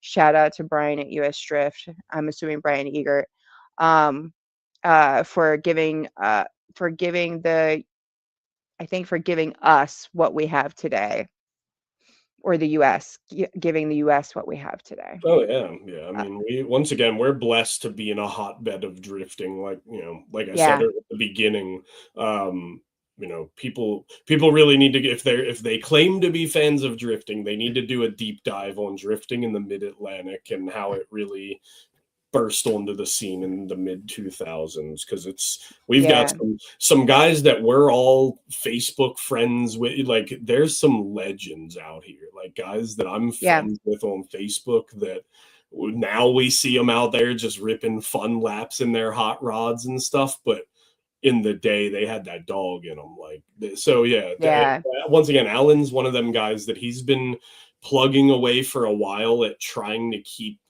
the hotbed of drifting thriving, in this area. And hats off hmm, to him. I mean, I'm skill wise nowhere near ready to drive one of his events. That's going to be me in maybe a season or two, but I can't wait, dude. I'm hoping I can hit him with the little slide in the DMs, bypass the system, and get it happy for me. Well, Lewis said that Motor was a trooper, 3 years on the limiter. That's right. LS power, baby. All right. Well, I'm going to let you guys go unless you have some more questions for myself or Paul. Paul, I appreciate it. Everybody's like, so how long are we going to talk? And I'm like, look, I'm going to tell you an hour, but it's usually 2. And we have far surpassed that. I mean, I figured we would talk till we ran out of stuff to say. Well, I don't know that we would run out of stuff to say. We're both very chatty. And I also have Alan, a tendency to keep, like, I'll circle back a couple times, so we definitely need to cut it off, or we'll go back down a couple rabbit holes we've already climbed out of. Alan says 19 years in this. And actually, to go back to what you were saying about, like some of the legends, like I was fortunate enough to meet Naoki at DoryCon. There's a picture on my refrigerator of like this selfie shot, and so it's interesting to see what side of drifting people are on, because DoryCon's very centered on the Japanese portion of how drifting got started. Which unfortunately, self-admittedly, I'm not as heavily invested. Like I'm a big competition drift guy. You know what I mean? Like I have that grassroots appreciation and all, and I definitely have an appreciation of where drifting, like I acknowledge where drifting came from. Sure. And what the Japanese like style embodies. But for me, it's just not my cup of tea. Like cars that look like race cars that aren't race cars, to me, I have a hard time with it. Like I see this car that's all like got a crazy aggressive body kit and a crazy aggressive livery, and like is all like has crazy like fitment and all this, and then they're like, oh no, this car makes 280 horsepower, and I'm like, that's not fair. Like, why have you done this to me? Nate from the YouTube side of the chat says, what is something that you both would like to get out of getting media in the future, per se? Like, I made it, ? I mean, well, like I said earlier, like the Denofa thing for me was like, in my mind, I made it. As goofy, like the next guy might be like, well, you didn't make any money. You didn't get any opportunities from, like it didn't net you anything. Like people always seem to think that there has to be this tangible netted gain, right? For me, that was like, once again, even if it was just Buddy reposting my photo, it was that acknowledgement. It was that that guy, like I said, because for me, like he's my Michael Jordan, my Tom Brady, my Cal Ripken, my Babe Ruth, right? Like the sport that I love the most, he's the best to have ever done it. So for that guy to reshare my photo of him and go, because to me, like he didn't have to. Like that's something in his busy day he didn't have to do, right? Like, and I didn't even see it. Like my friends were like, bro. So I found out in even a crazy. Oh, did we lose him again? I think we lost him again, guys. I'm not sure what happened. We'll wait for him to come back in. But Nate, to answer your question, even from my end, like I understand what Paul's talking about, because I've had a few moments like that too. Like I talked earlier about spectating. I spectated at Formula Drift down in Orlando, so I know what that track looks like. And I didn't know Formula Drift was happening there when I visited. And let's see, there he is. I was talking about like something very similar. So I was at Formula Drift for Orlando, but I just happened to be down there house sitting for a friend of mine and dog sitting for a friend of mine while they were in Greece. And I was like, I'll go spectate. I'll go check it out. I'm sure I can shoot from somewhere. And I did. And it actually, I didn't even post a lot, but I think it was like Connor O'Sully. I think his team, they accepted the invite to collab. They shared it to their story. Like they utilized it but they didn't take advantage of it. They took advantage of social media and the fact that I gave them the opportunity for it, and they didn't have to. And that's the thing I think some people don't realize, even sometimes with the pro stuff, is your stuff can be good enough that the pros can utilize it, but they don't know you exist yet. They Correct. don't know that 100%. Yeah. you're putting out great content Hmm. until somehow they stumble upon you. So showing up and doing the thing makes a difference, right?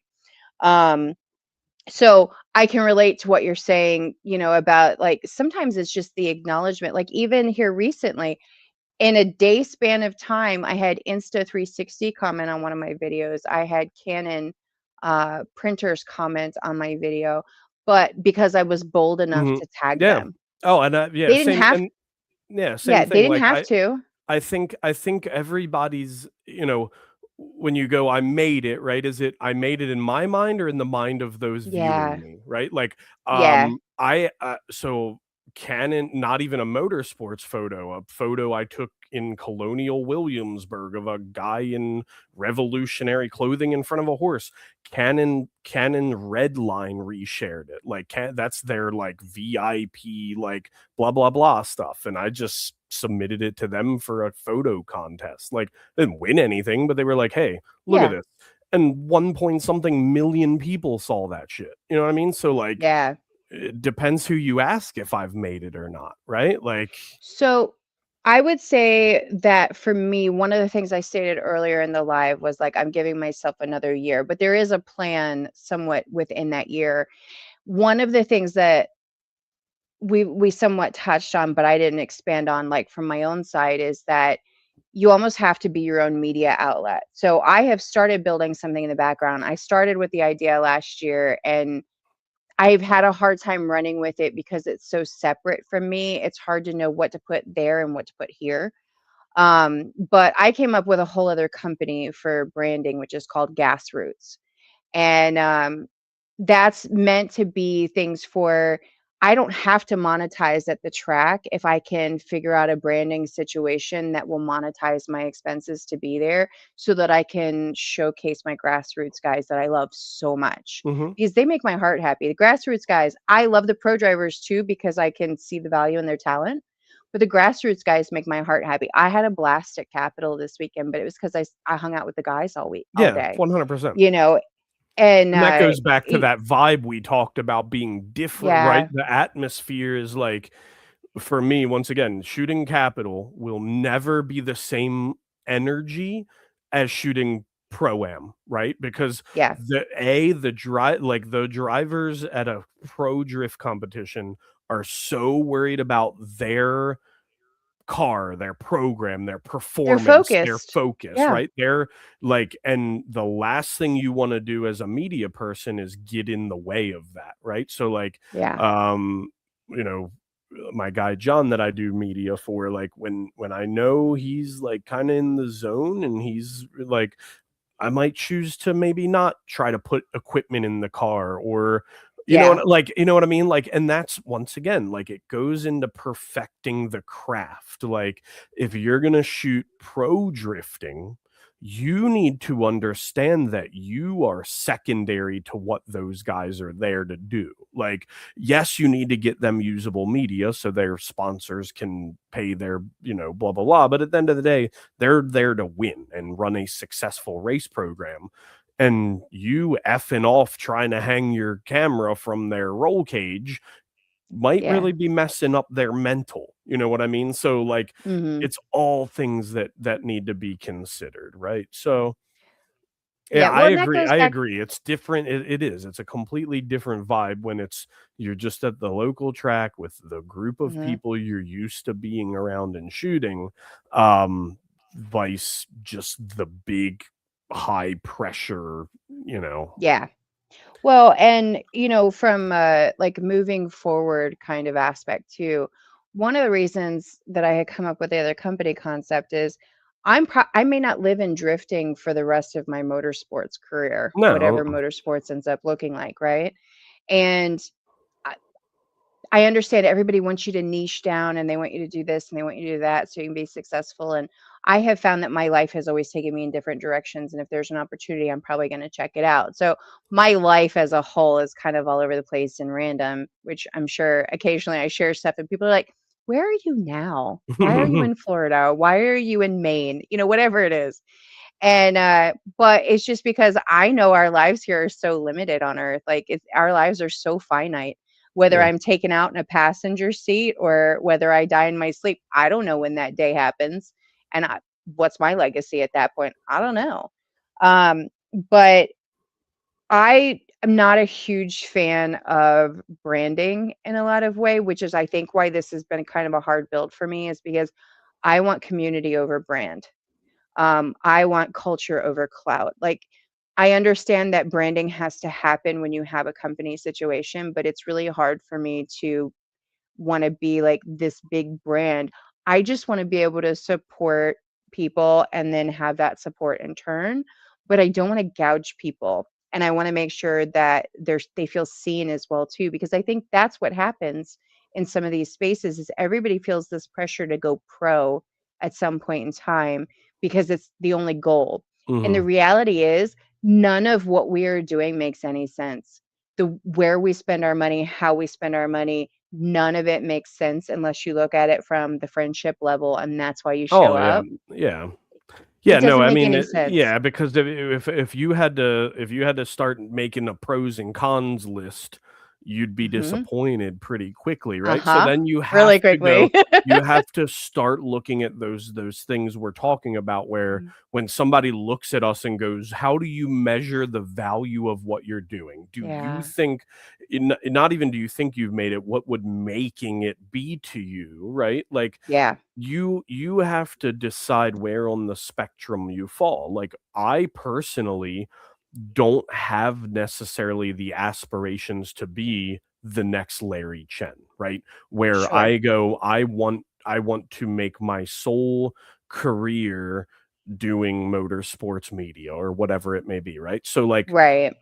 to say I made it looks a lot different to me than maybe somebody that goes, "Nope, I wanna try to shoot as many events this year as I can so that next year I've built this portfolio to go to RTR and go, "Hey, I wanna be Yeah. your media person," or because I think the But you Formula don't V get to thing is choose the that. wrong. No, you don't, right? Like you Yeah, you said, don't get to choose it's that. literally the opportunities presented Yep. to you, the Yep.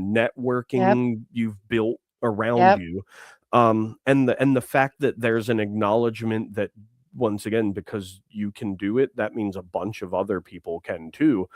And it Yep. come and then we start to really look at like statistics, right? Like, okay, Yeah. there's only so many FD rounds a year. They only Yep. offer so many media passes. There's this And many most of the media doesn't get paid. you know what I mean? So like when you start to think about ultimate goals and making it in Yeah. media, well, I would argue making it like if you Dawn looked at me and were like, I shoot Formula Drift rounds. Mhm. In my opinion, you've not really accomplished anything, right? Sure. I hate to sound that way, but like, Sure. okay, you have convinced them to come let you take pictures of their event for no gain. Yeah. So what have you actually You have to hope accomplished? you have to hope other opportunity comes So from it is the exactly right. reality Like of that. Yeah. all you've done is climbed the next rung on the ladder, right? So Yeah. like if you were to say to me like, okay, well, for me, like I know I made it when I'm credentialed to shoot FD. Okay, cool. That's your made it. Yeah. that was your bar. Like that was Yeah. your. So once again, I think it's very individualized to answer, Yeah. but I I don't think know, it's man. always that I think it's always that way in an art space though too. I think anything that has to do with creativity or like even the drifting again, there's really no point in the fact that any of us do any portion of what we're doing. We've just decided that that's where Drifting we're makes spending no our sense time. at all. Yeah, Exactly. 100. Like, and this Exactly. is I'm one of drifting's biggest fans, and I'll tell you, like, it Yeah. is. Like, Absolutely. you'd be better off taking whatever money you have, walking out front and throwing it into the air. 100%. Because as So, much fun as you're gonna have drifting, you're gonna be yeah. equally as pissed off and upset. Yeah. Alan has a good statement. He says, "What is a pro, though?" And that's exactly kind of the point of the statement of like what we're doing really doesn't make any sense because the pro drivers, everybody seems to have this beautiful idea of what it looks like to be a pro driver. The pro drivers are funding themselves. They're lucky if they have a brand that's supporting them, especially when they're at the pro spec level. They probably, oh, I think we lost Paul again. He's gone still. All right. Well, we'll bring him back in when he makes it back into the chat here. But very often the pro drivers aren't making money like hand over fist. They're throwing money at the situation. Alan, you're absolutely right. It is dumb in a lot of ways. There's so many portions of it that don't make any sense whatsoever. And Cody, I agree with you. And then like it's a lifestyle, you pick and choose where you're spending your time. Most of your time and money goes into tires, fixing something because you broke it at the track, whatever it is. Um, I think let's see, Paul's trying. I can tell he's trying. I think he's here, but we're okay. He's back, but we just don't see him yet. But yeah, I mean, the drivers have a program. The pro spec people very often don't have like any like financial like backing. And I think a lot of times when some drivers decide that they think they want to go pro is they have a dramatized idea of what that looks like because of whatever social media has fed them. But it takes time. And I think it's Colette has some sort of a conversation that she did talking about like the marketing and stuff that she deals with. And it took her time to build the brand trust, if you will, like trust in the fact that they were going to do something and provide something every year because this was something that they were going to do. Ethan says, I'm broke right now and taking donations for next year. are we going to see a GoFundMe, Ethan? Are you going to have a Sarah McLaughlin song playing in the background? In the arms of the angel? Can't wait, you guys. All right. Well, I guess Paul's having a hard time. We'll give him an opportunity. Oh, we might be almost there.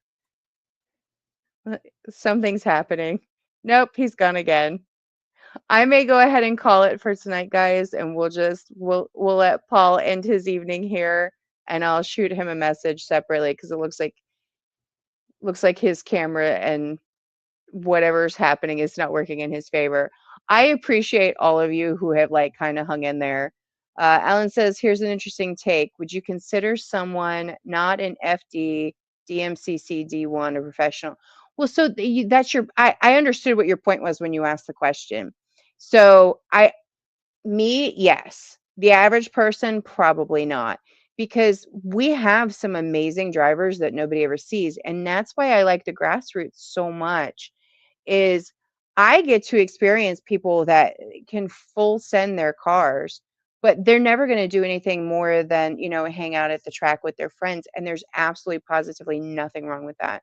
But those are the people that I like to showcase. And one of my go-tos for that when I talk about that is River and Justin, and anybody who's in our small group of people know who River and Justin are. And they catch shit all the time because their cars are beat up. They basically have party cars, and might be one color but torn up panels, missing parts, whatever. And I'm okay with all of that for the simple fact that they drive so well together and they understand how not to crash into each other or how to try to avoid things. Oh, we might have him back. Oh, no, he's gone again.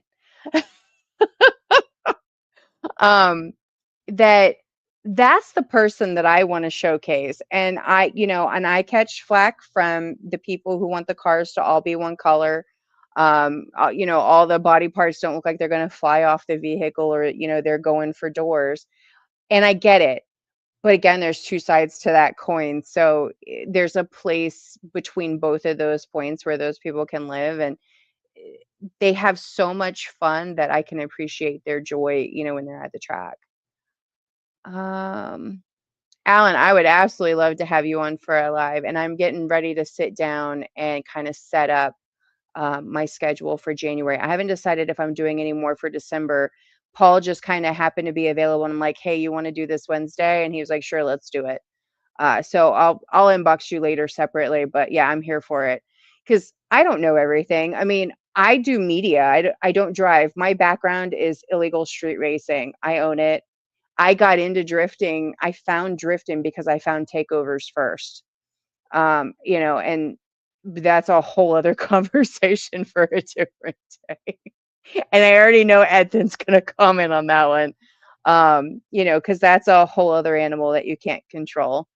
But he keeps trying to log on and he's not having any luck. So I'm going to let you guys go for the night. Alan, I'll inbox you separately. Thank you to everyone who hopped on between YouTube and Instagram and kind of stuck with us for 3 hours, because that's not easy, and we appreciate you. So I will talk to you guys on the next one.